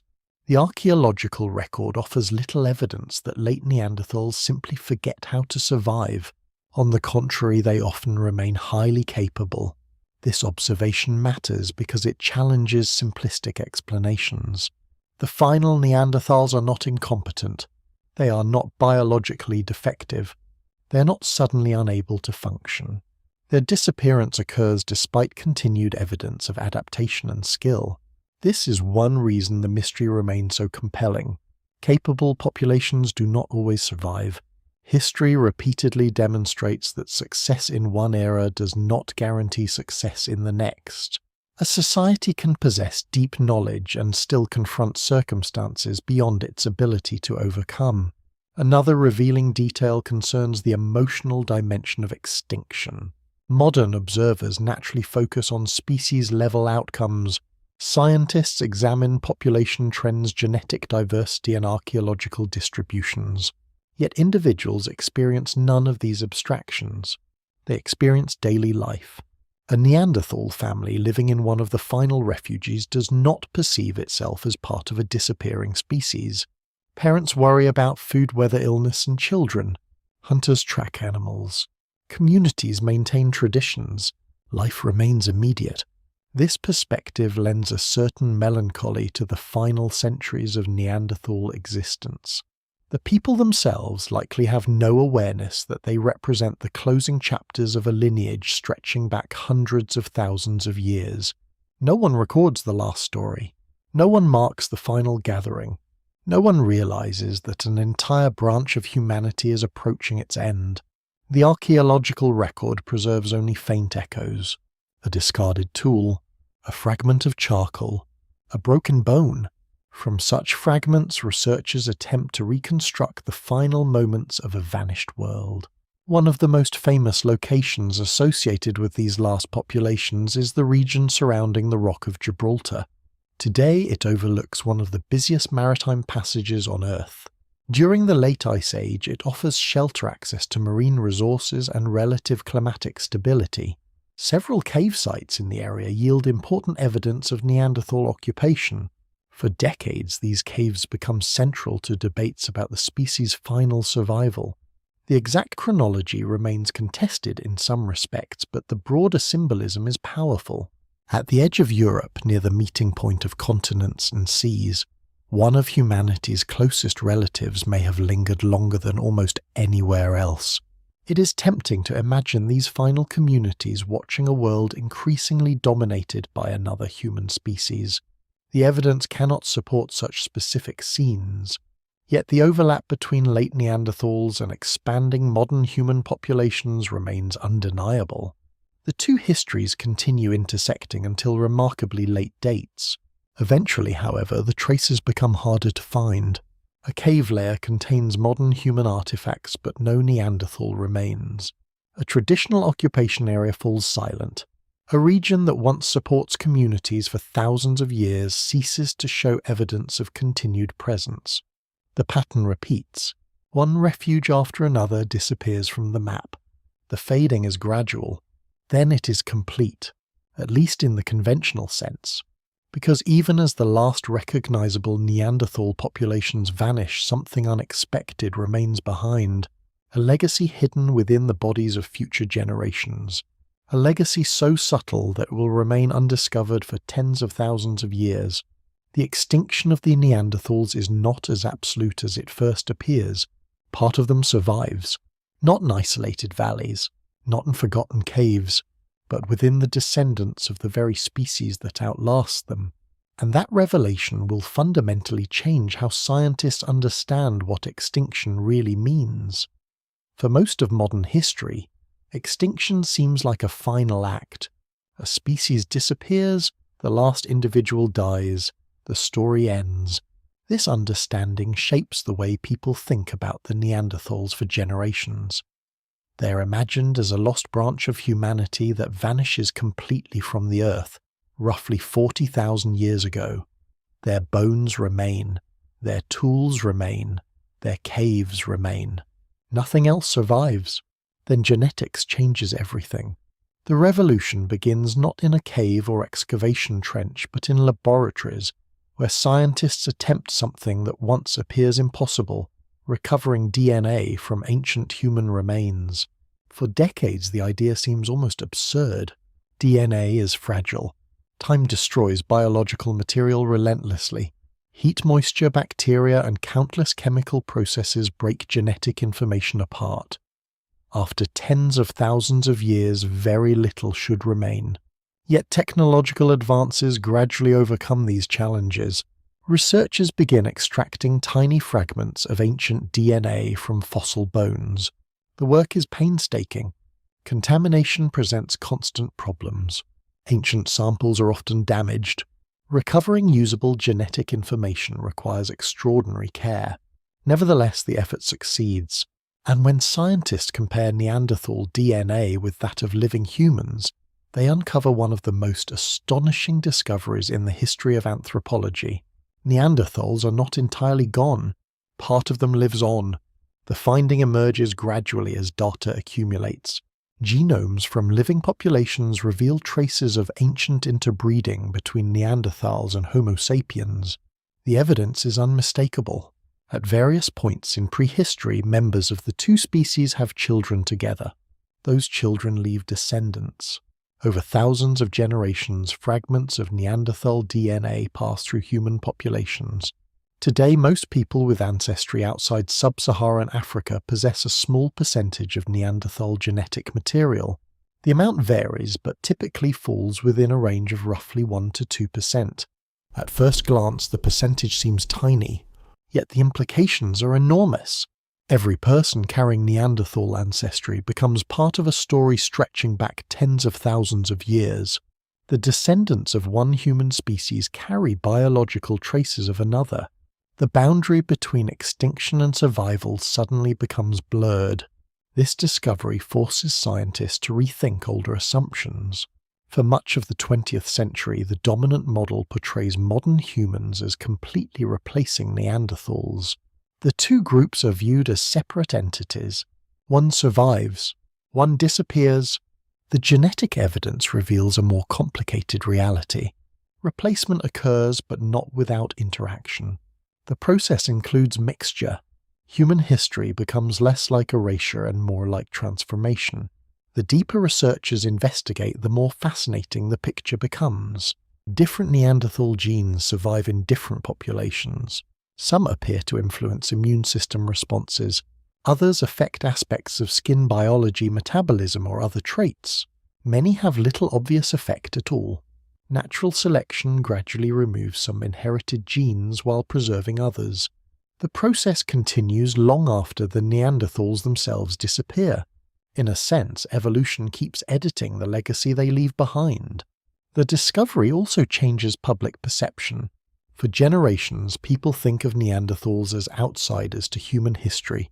Now they appear as contributors to it. Not distant spectators, not evolutionary failures. Participants, ancestors at least for part of the world's population. This realization carries emotional weight as well as scientific significance. The idea that another human species survives within us challenges deeply rooted assumptions about identity. Humanity becomes less singular than previously imagined. The past becomes more interconnected. At the same time, genetics reveals another surprise. Neanderthals are not the only mysterious humans leaving traces behind. As researchers analyze ancient DNA from Siberia, they encounter evidence of a previously unknown human group. The discovery begins with a fragment of bone found in a cave. At first the remains seem unremarkable. Then the genetic data arrives. The DNA belongs neither to Neanderthals nor to modern humans. Instead, it represents a separate lineage, a new branch of humanity. Scientists eventually name them the Denisovans after the cave where the remains are discovered. The implications are extraordinary. An entire human population remains unknown to science until the 21st century. No complete skeleton exists. No extensive fossil record survives. Yet genetics reveals their existence unmistakably. Even more remarkable, Denisovan DNA also survives in living people. Certain populations in Asia and Oceania carry substantial Denisovan ancestry. The pattern demonstrates that interactions among human species are more widespread than previously imagined. The ancient world is not inhabited by isolated lineages evolving separately. It is a dynamic landscape of encounters, exchanges, and genetic mixing. The traditional image of human evolution as a simple sequence begins collapsing. In its place emerges something far richer, a network. Multiple human species occupying different regions, occasional contact, interbreeding, shared ancestry, extinction, survival, transformation. The Neanderthals become central to this new understanding. Rather than standing outside the human story, they occupy a position within it. Their disappearance remains real.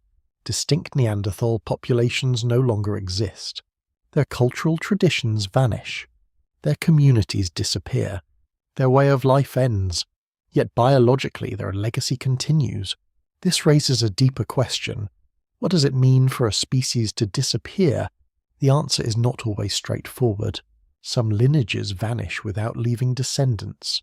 Others contribute genes to future populations before fading away. Neanderthals belong to the second category. They do not survive as a separate species, but neither do they vanish without trace. The result is a strange form of immortality, not survival in the ordinary sense, not resurrection, but persistence through inheritance. The significance extends beyond genetics.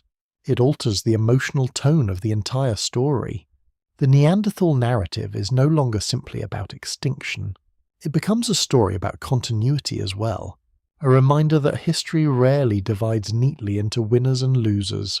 Modern humans survive. That much is true. Yet part of the reason modern humans survive is because ancient populations repeatedly exchange genes, and reshape one another. The species that almost takes our place contributes to the species that ultimately does. This realization softens the sharp edge of disappearance. The last Neanderthal community eventually fades from the archaeological record. Its fires go out. Its shelters are abandoned. Its traditions end. But its biological story continues traveling forward through time, through countless generations, through migrations, kingdoms, empires, and civilizations yet unborn, all the way into the present. And as remarkable as this discovery is, it opens an even larger mystery. Because once scientists begin uncovering hidden branches of humanity, a startling possibility emerges. The world that produces Neanderthals and Denisovans may have contained far more human diversity than anyone once imagined. The Earth may not have belonged to just 2 or 3 human species. It may have been crowded with them. Once the Neanderthals are no longer viewed as primitive failures, an uncomfortable question begins emerging from the evidence. What if history unfolds differently? What if the branch of humanity that survives into the modern age is not Homo sapiens? What if another human species occupies that position instead? The question sounds speculative, but it forces researchers to confront an important reality. The outcome of the evolution is not planned. There is no predetermined destination. The fact that modern humans dominate the planet today can create the illusion that such dominance is somehow inevitable. Yet when the past is examined carefully, inevitability becomes much harder to find. For most of their existence, Neanderthals are successful, extraordinarily successful. They endure in Eurasia for hundreds of thousands of years. They survive dramatic climatic fluctuations. They adapt to environments ranging from forests to cold steppes. They hunt dangerous prey and maintain complex social communities. Measured purely by longevity, Neanderthals outperform many species that seem far more familiar today. The disappearance of the Neanderthals therefore raises an intriguing possibility. Their extinction may tell us as much about contingency as it does about superiority. In other words, history may have unfolded differently. A slight shift in climate, a different migration route, a larger Neanderthal population, a smaller modern human population. Any number of variables could potentially alter the balance. The farther researchers move away from simplistic narratives, the more plausible these alternatives become. This does not mean Neanderthals are destined to replace Homo sapiens under most circumstances. The evidence does not support such certainty. Instead, it suggests that the gap between the two species is smaller than earlier generations imagine. The contest is not one-sided. The future remains open longer than many people assume. One useful comparison comes from ecology. In nature, closely related species often coexist for long periods before environmental changes shift the balance. The winner is not always the strongest or smartest. Sometimes success depends upon geography. Sometimes it depends upon population size. Sometimes it depends upon timing. Chance events can produce enormous consequences. Human evolution is unlikely to be any different. Consider the moment when modern humans begin expanding into Eurasia. Had those migrations failed, the story might look radically different. Archaeological evidence indicates that some early movements out of Africa do fail. Populations disappear. Settlements vanish. Expansion is not guaranteed. If a few key migrations collapse under environmental pressure, Neanderthals might continue dominating large portions of Eurasia for thousands of additional years, perhaps longer. The possibility is impossible to prove, but it illustrates how fragile historical outcomes can be. Climate provides another example. Researchers increasingly recognize the importance of environmental instability during the final phases of Neanderthal existence. But climate systems are complex. Small differences can produce major consequences. A sequence of favorable centuries in key regions might allow struggling populations to recover. A few successful generations might increase population density enough to reverse demographic decline. History often turns on thresholds. Crossing one threshold leads toward survival. Missing it leads toward disappearance. This perspective encourages a more nuanced view of human evolution. Instead of imagining a single superior species triumphing over inferior competitors, researchers increasingly describe a world shaped by overlapping advantages and disadvantages. Modern humans possess strengths. Neanderthals possess strengths. The outcome emerges from interactions between those strengths and changing circumstances. The distinction matters because it restores uncertainty to the past, and uncertainty is often where the most interesting historical questions reside. One of the reasons Neanderthals fascinate modern audiences is that they appear so close. Not merely biologically close, existentially close. They represent a genuine alternative humanity, a different version of what a successful human species can be. Their bodies are different. Their evolutionary history is different. Yet they share enough similarities to feel familiar. The realization can be unsettling. Modern people are accustomed to viewing themselves as unique. For most of recorded history, there is no direct comparison available. There are humans and there are non-humans. The Neanderthals complicate that distinction. They demonstrate that intelligence cooperation tool use social care and cultural traditions are not necessarily exclusive to Homo sapiens. Another species develops many of the same characteristics. Another species occupies many of the same ecological roles. Another species comes remarkably close to sharing the future. This closeness invites imagination. What would a Neanderthal civilization look like? Would agriculture eventually emerge? Would cities appear? Would writing develop? Would technology advance? The truth is that no one knows. Such questions move beyond evidence into speculation. The archaeological record cannot provide answers. Neanderthal societies disappear long before agriculture arises anywhere on Earth. Their populations never experience the environmental and demographic conditions that later contribute to farming among modern humans. Any attempt to predict their future remains hypothetical. Still, the exercise reveals something important.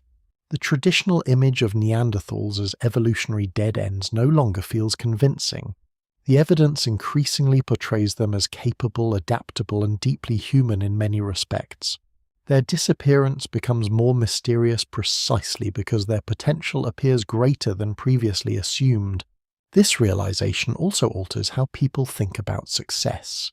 The survival of Homo sapiens is often treated as proof of superiority, yet survival alone does not necessarily demonstrate inherent excellence. History is full of examples where outcomes depend partly on circumstance. A species can possess extraordinary capabilities and still disappear. Another can benefit from favorable conditions and flourish. The two possibilities are not mutually exclusive. Modern humans may indeed possess advantages that contribute to long-term success. At the same time, chance and circumstance likely matter as well. The combination is what shapes history. Perhaps the most profound lesson emerging from the Neanderthal story is humility. For much of modern history, people imagine themselves standing at the summit of an inevitable process. The fossil record tells a different story. Humanity is not the only experiment evolution conducts. Numerous branches emerge. Most vanish. Some endure for astonishing lengths of time. The branch that survives into the present does so not because success is guaranteed, but because countless events align in its favour. Viewed from this perspective, the existence of modern humanity begins to look less certain, more contingent, more fragile. The species that almost takes our place is not merely an extinct cousin. It is a reminder that history could have unfolded otherwise. And as researchers continue uncovering evidence from across Eurasia, another realization becomes increasingly clear. Neanderthals are not alone in challenging the idea of a singular human past. They are only one part of a much larger story. A story in which the ancient world contains not two human species but several. Some known, some mysterious, some identified only through fragments of DNA. The Earth that produces Homo sapiens is far more crowded than anyone once believed. For much of the 20th century, the story of human evolution appears relatively straightforward. Modern humans emerge in Africa. Neanderthals occupy Europe and parts of Western Asia. The two species eventually meet. One survives. One disappears.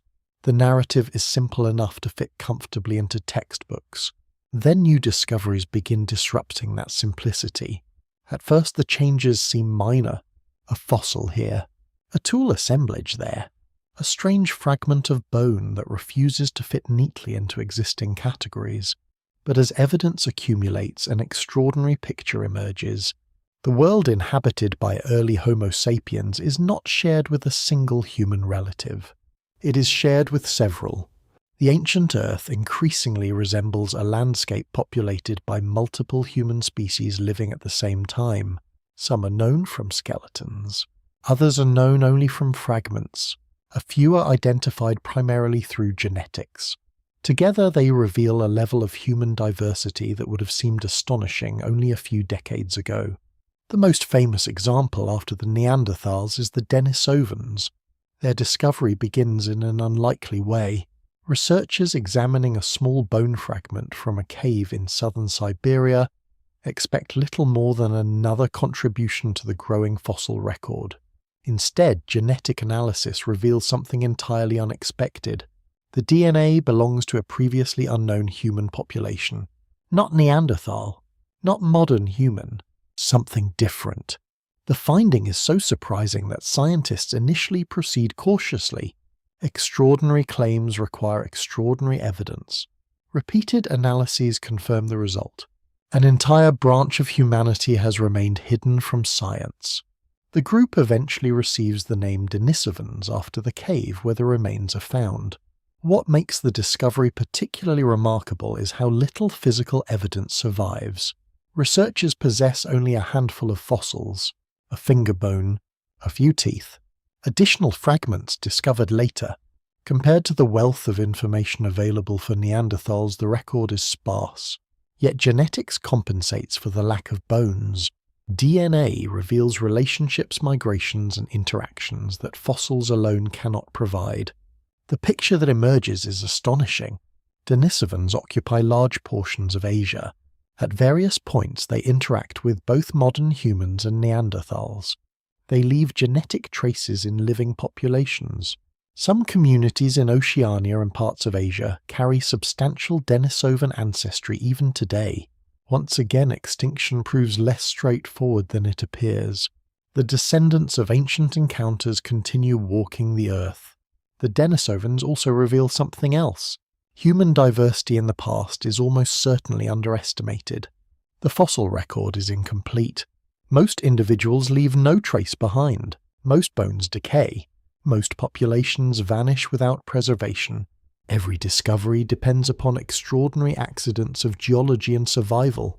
This means entire chapters of human history may remain hidden. Some populations may never be found. Others may be represented by only a few fragments. The possibility becomes increasingly plausible as new discoveries continue appearing. One striking example comes from an unexpected source.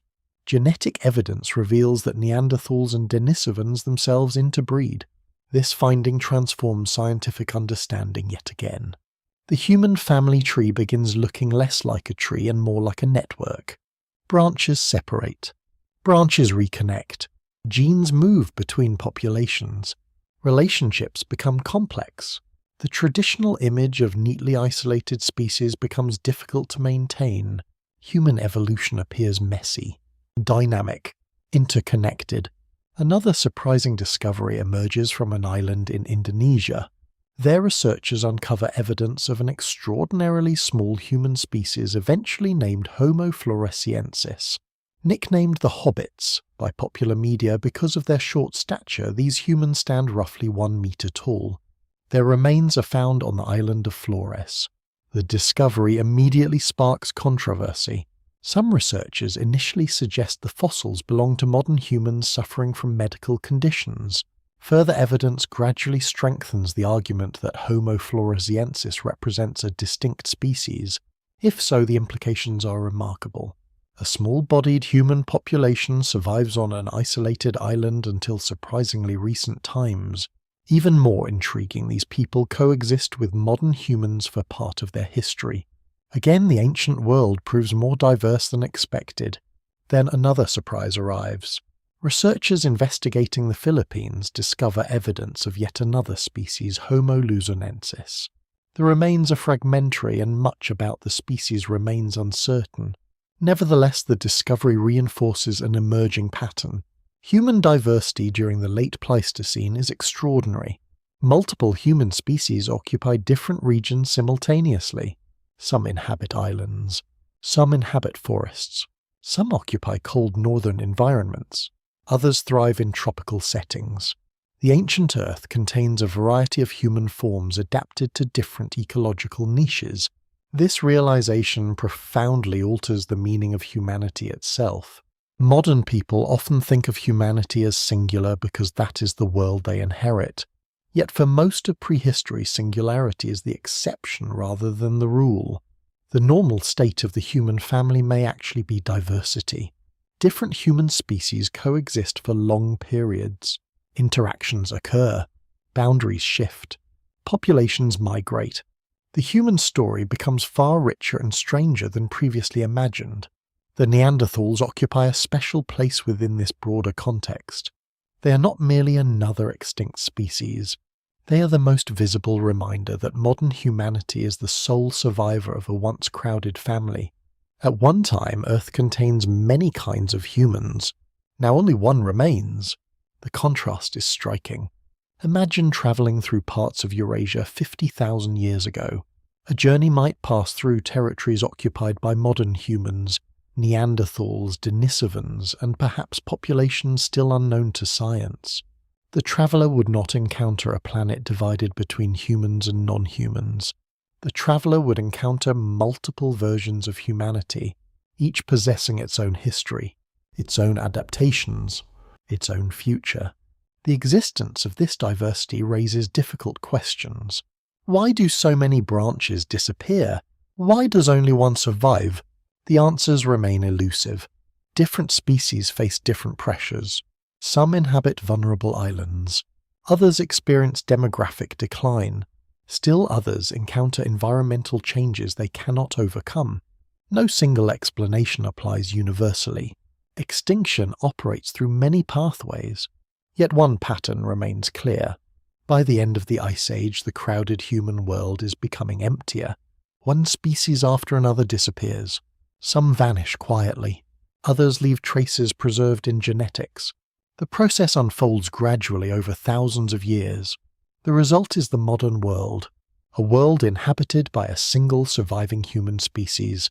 The uniqueness of that condition often obscures how unusual it truly is, because for most of prehistory, humanity is not alone.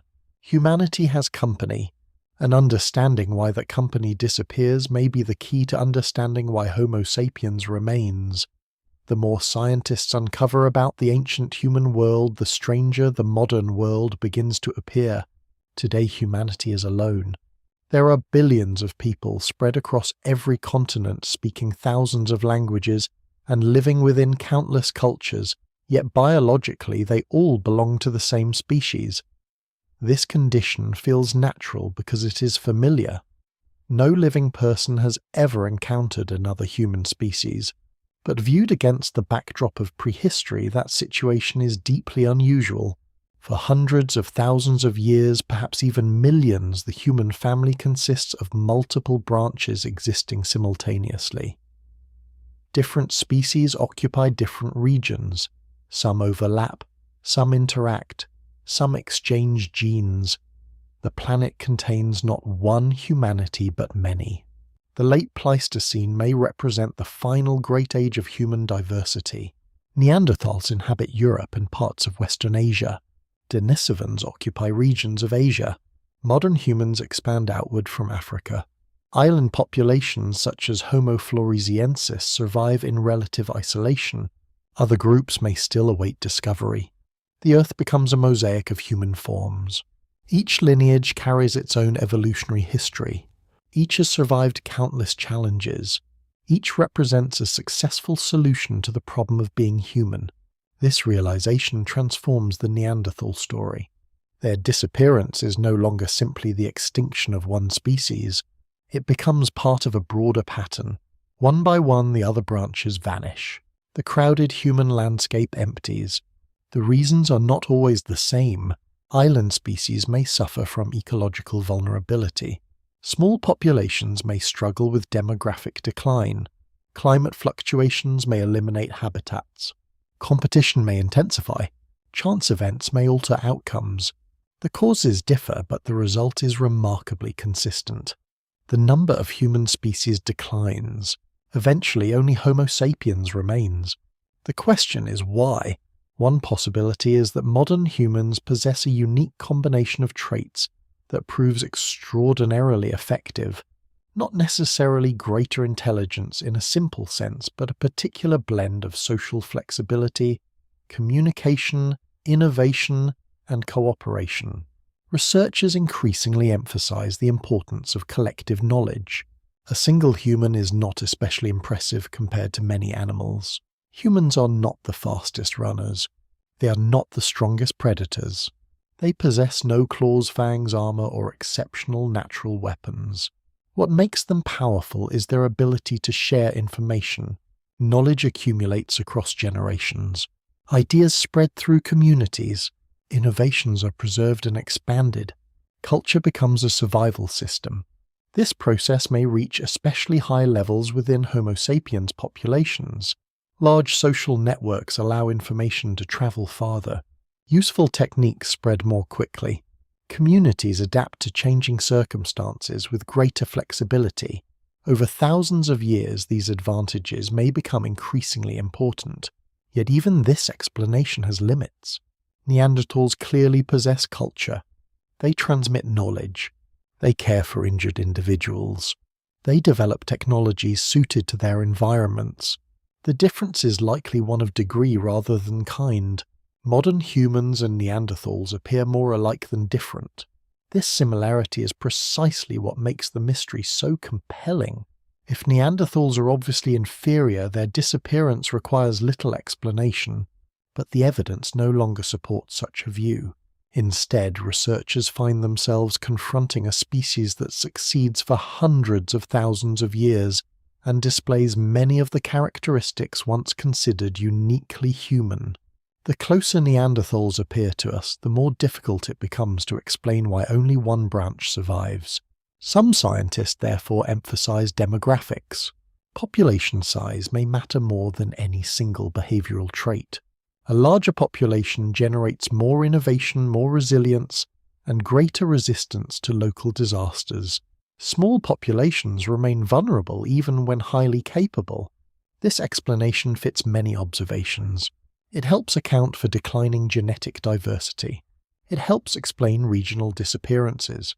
It aligns with evidence suggesting that modern humans maintain broader networks, yet demographics alone may not tell the entire story. Environmental change continues influencing outcomes. The late Pleistocene is marked by repeated climatic instability. Habitats shift, resources fluctuate, migration patterns change, human populations must constantly adapt. Some succeed more effectively than others. Again, no single factor appears sufficient. The disappearance of other human species likely emerges from multiple interacting pressures. The complexity of the process is frustrating for anyone seeking a definitive answer, but it may also reflect reality. History rarely provides simple explanations. Civilizations collapse for many reasons. Species disappear for many reasons. Human populations rise and fall through combinations of environmental, social, biological, and cultural forces. The Neanderthal story appears no different. Another important lesson emerges from this complexity. Extinction does not necessarily imply failure. This idea can feel counterintuitive because modern culture often equates survival with superiority. Yet many successful organisms eventually disappear. Entire groups of animals dominate ecosystems for millions of years before vanishing. Countless species thrive for immense spans of time and still go extinct. Neanderthals belong within this broader pattern. Their extinction does not erase their achievements. It does not negate their adaptability. It does not diminish the extraordinary length of their existence. For hundreds of thousands of years, they survive conditions that challenge even modern humans. They raise families. They build communities. They navigate landscapes transformed repeatedly by climate. Their disappearance changes none of that. The realization invites a different way of thinking about the past. Instead of viewing evolution as a ladder leading inevitably toward modern humanity, researchers increasingly describe it as a branching process filled with experimentation. Many pathways emerge. Most eventually end. One continues. The surviving branch often appears special only because it survives. Had history unfolded differently, another branch might occupy the same position. This perspective restores uncertainty to the human story. It reminds us that our existence is not guaranteed. The world we inherit is only one possible outcome among many. The ancient Earth contains alternatives. Alternative populations. Alternative futures. Alternative humanities. The Neanderthals remain the most visible of those alternatives because their traces are so abundant and their similarities so striking. But they are not alone. Together with Denisovans and other vanished groups, they reveal a forgotten world populated by many human kinds, a world that gradually disappears, a world that leaves only fragments behind. And among those fragments lies one final mystery. Even after decades of research, scientists still cannot fully explain why the last Neanderthals vanish when they do. The evidence points toward many causes, yet no single explanation commands universal agreement. The final answer remains just beyond reach, and it is within that uncertainty that the enduring mystery survives.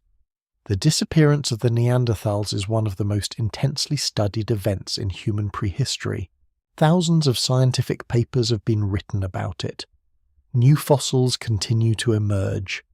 Ancient DNA provides information that researchers a generation ago could scarcely imagine obtaining. Improved dating techniques refine chronologies. Archaeologists uncover new sites across Europe and Asia. And yet, after all this work, a remarkable fact remains. No single explanation fully accounts for the extinction of the Neanderthals. The mystery persists not because evidence is absent, but because the evidence points in several directions at once. Each explanation captures part of the story. None seems capable of telling the entire story alone. Perhaps the oldest explanation centers on competition. When modern humans enter Eurasia, they encounter populations already established across the landscape. Both species require food, shelter, water, and access to resources. Inevitably, some degree of competition occurs. This idea appears straightforward. Two closely related species occupy similar ecological roles. One eventually survives. The other disappears. Competition seems like the obvious answer. There is certainly evidence supporting aspects of this view. Modern humans expand into territories previously occupied by Neanderthals. Neanderthal populations decline during the same broad period.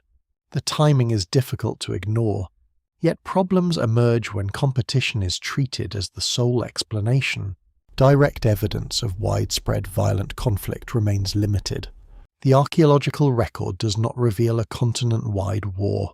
Instead, it suggests a more complicated relationship that includes coexistence, interbreeding, and possible cultural exchange. Competition almost certainly occurs. Whether it alone explains extinction remains doubtful. Another influential explanation focuses on climate. The late Pleistocene experiences dramatic environmental fluctuations. Cold periods alternate with warmer intervals. Vegetation patterns shift. Animal populations respond to changing habitats. Human communities must adapt repeatedly. Climate undoubtedly affects Neanderthal populations. The question is how much. One challenge for climate-based explanations is that Neanderthals survive numerous climatic fluctuations before their final decline. They endure hundreds of thousands of years of environmental instability. Why should this particular period prove fatal when earlier disruptions do not? Researchers increasingly suggest that timing may be critical. Climate change may become especially dangerous when combined with demographic weakness, competition, and shrinking populations. In this interpretation, climate acts as a force multiplier rather than an independent cause. It intensifies existing vulnerabilities. Population size provides another compelling explanation. Over the past 2 decades, demographic models have gained considerable support. The logic is simple. Small populations are fragile. A few consecutive bad years can have major consequences. Local extinctions become more difficult to reverse. Genetic diversity declines. Social networks weaken. Recovery becomes increasingly challenging. Evidence from genetics suggests that some Neanderthal populations are indeed small and isolated. This finding aligns with the demographic hypothesis. It helps explain why local setbacks might become permanent. It also explains why decline can occur gradually rather than catastrophically. A species does not need to suffer a dramatic disaster to disappear. Sometimes numbers simply fall below sustainable levels. Over time, extinction follows. Disease remains another possibility. History repeatedly demonstrates the destructive power of pathogens when previously separated populations come into contact. Modern examples are abundant. Ancient examples are harder to identify because pathogens rarely leave direct evidence. Some researchers propose that diseases carried by expanding modern human populations may contribute to Neanderthal decline. The idea is plausible. The evidence, however, remains limited. At present, disease is best viewed as a possible contributing factor, rather than a proven primary cause. Then there is genetics. Small populations face unique evolutionary challenges. Harmful mutations can accumulate. Inbreeding becomes more common. Adaptive potential may decline. Ancient DNA reveals signs that some Neanderthal groups experience low genetic diversity. This evidence is significant. Yet genetics alone cannot explain the timing of extinction. Many populations survive with reduced diversity for extended periods. Again, the pattern suggests interaction between multiple pressures rather than a single decisive factor.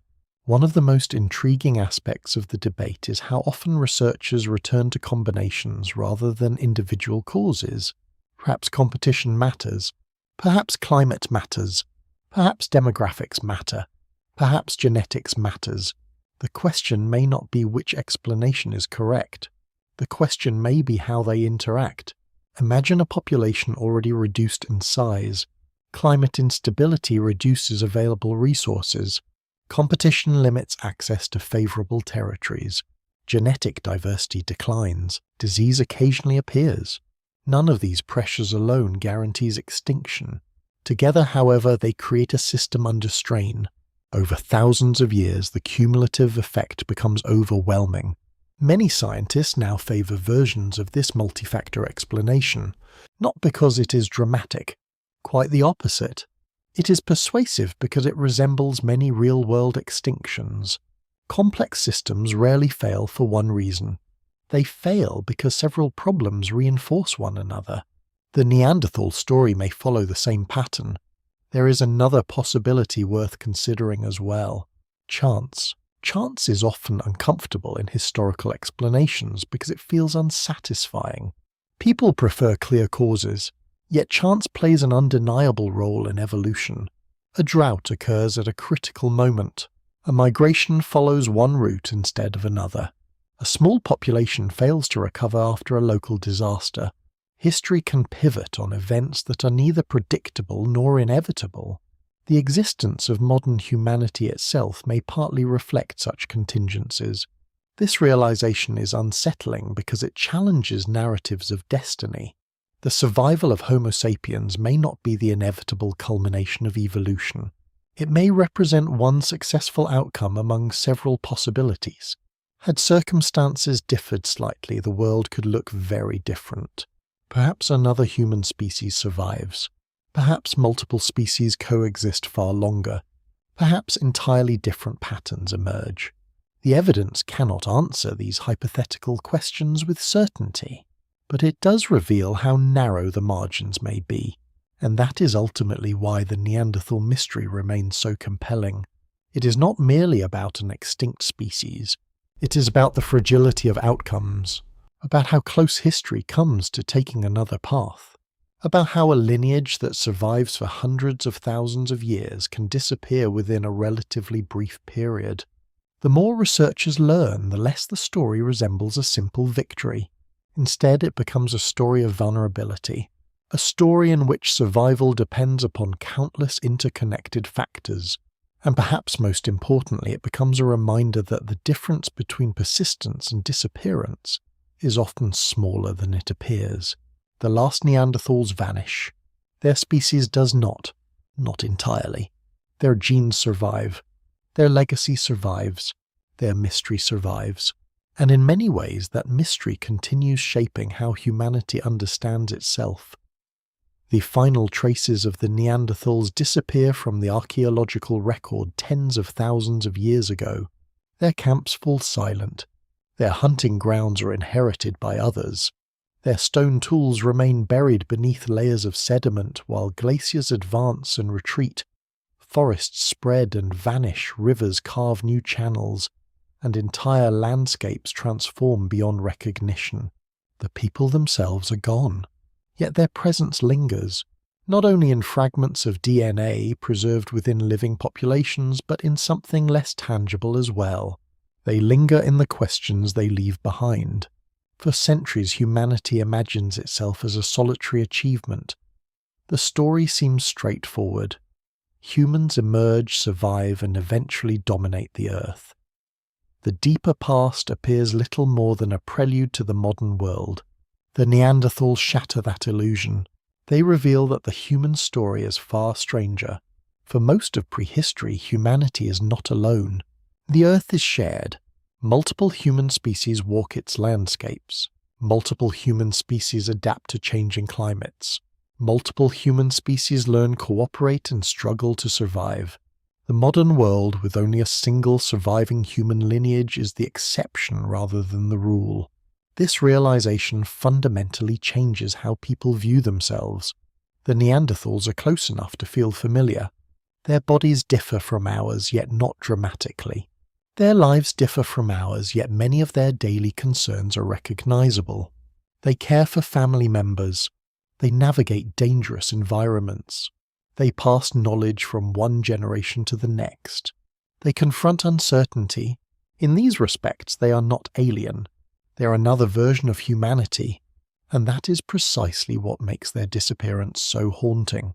The extinction of a distant animal species can inspire curiosity.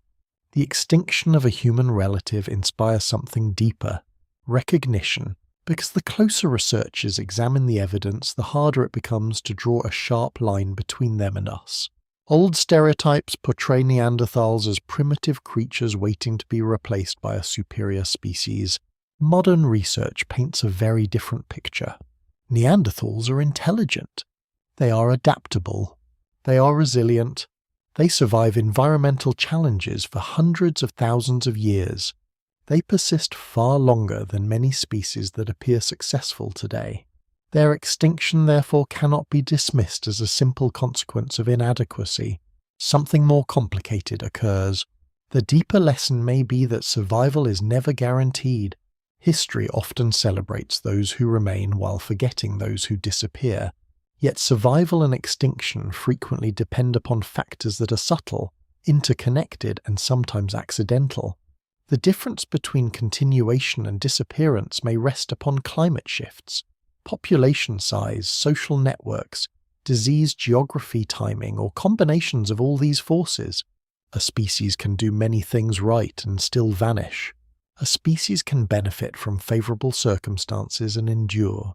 The Neanderthal story forces modern humanity to confront this reality.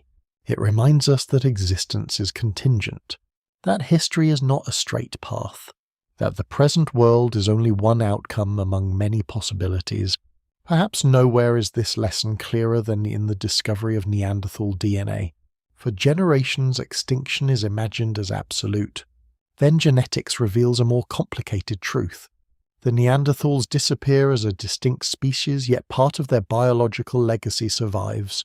The descendants of ancient encounters continue carrying fragments of their ancestry. The boundary between loss and persistence becomes blurred. The past proves less final than it appears. In this sense, the Neanderthals never completely leave. Their influence remains woven into the larger human story. The same can be said of other vanished relatives. Denisovans, island populations, human groups known only from fragments of bone or traces of DNA. Together they form a forgotten world that exists alongside our ancestors for vast stretches of time. A world filled with diversity. A world populated by different kinds of humans. A world that gradually disappears until only one branch remains. And that surviving branch inherits the Earth. The irony is difficult to miss. Modern humans often view themselves as unique because they are alone. Yet the reason they are alone is that every comparable branch has vanished. The apparent uniqueness of humanity may be partly the result of survival rather than destiny. If even one other human species remained today, the way people think about themselves would be radically different. Concepts of identity, intelligence, culture, and humanity itself would look unfamiliar. Instead, those alternative possibilities survive only through fossils, genes, and archaeological traces. The Neanderthals become ambassadors from that lost world. They remind us that another humanity once existed, one capable of surviving Ice Age Europe, one capable of caring for its vulnerable members, one capable of adapting to extraordinary environmental challenges, one capable of sharing the planet with our ancestors, and one that comes surprisingly close to sharing the future. That may be the most remarkable aspect of their story. Not that they disappear. Many species disappear, not even that they leave descendants among modern humans. The truly remarkable fact is how narrow the margin appears.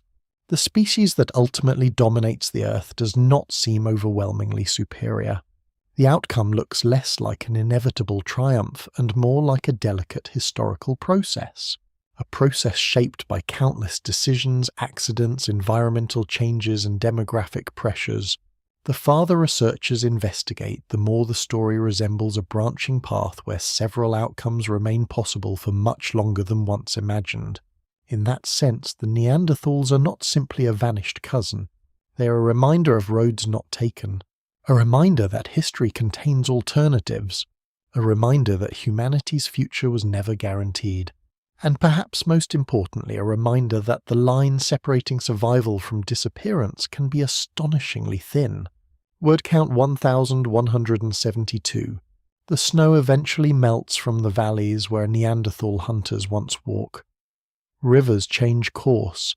Forests spread across former grasslands. Glaciers retreat toward the distant north. Seasons continue turning long after the people who know those landscapes are gone. Time moves quietly over the traces they leave behind. A hearth becomes buried beneath layers of sediment. A stone tool disappears beneath soil and roots. Bones rest undisturbed in caves while thousands of years pass overhead. Entire generations come and go without knowing that another humanity once shared the earth. Then much later fragments begin emerging from the ground. A skull here, a tooth there, a scatter of tools beside the remains of an ancient fire.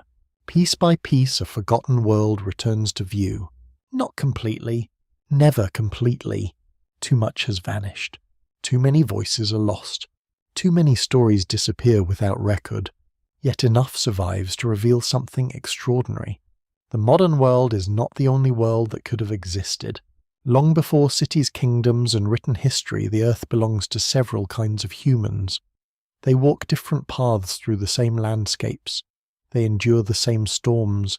They watch the same changing skies.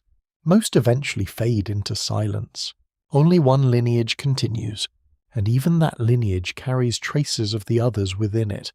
The Neanderthals do not survive to see the rise of civilization. They never witness agriculture, monuments, empires, or machines. Their story ends far earlier. Yet their existence changes how humanity understands itself. They remind us that being human is not a singular achievement, but part of a much larger and older family story. A story shaped by adaptation, migration, cooperation, uncertainty, and survival. As night settles over the ancient valleys they once inhabit, the landscape grows quiet again. The fires burn low. The tracks disappear beneath fresh snow. The world moves forward. But somewhere beneath the ground, hidden within stone and sediment, the memory remains, waiting patiently, not as a tale of failure, not as a tale of victory, but as a reminder that another humanity once stood beside our ancestors, close enough to recognize, close enough to understand, and close enough that under slightly different circumstances it might have inherited the future instead.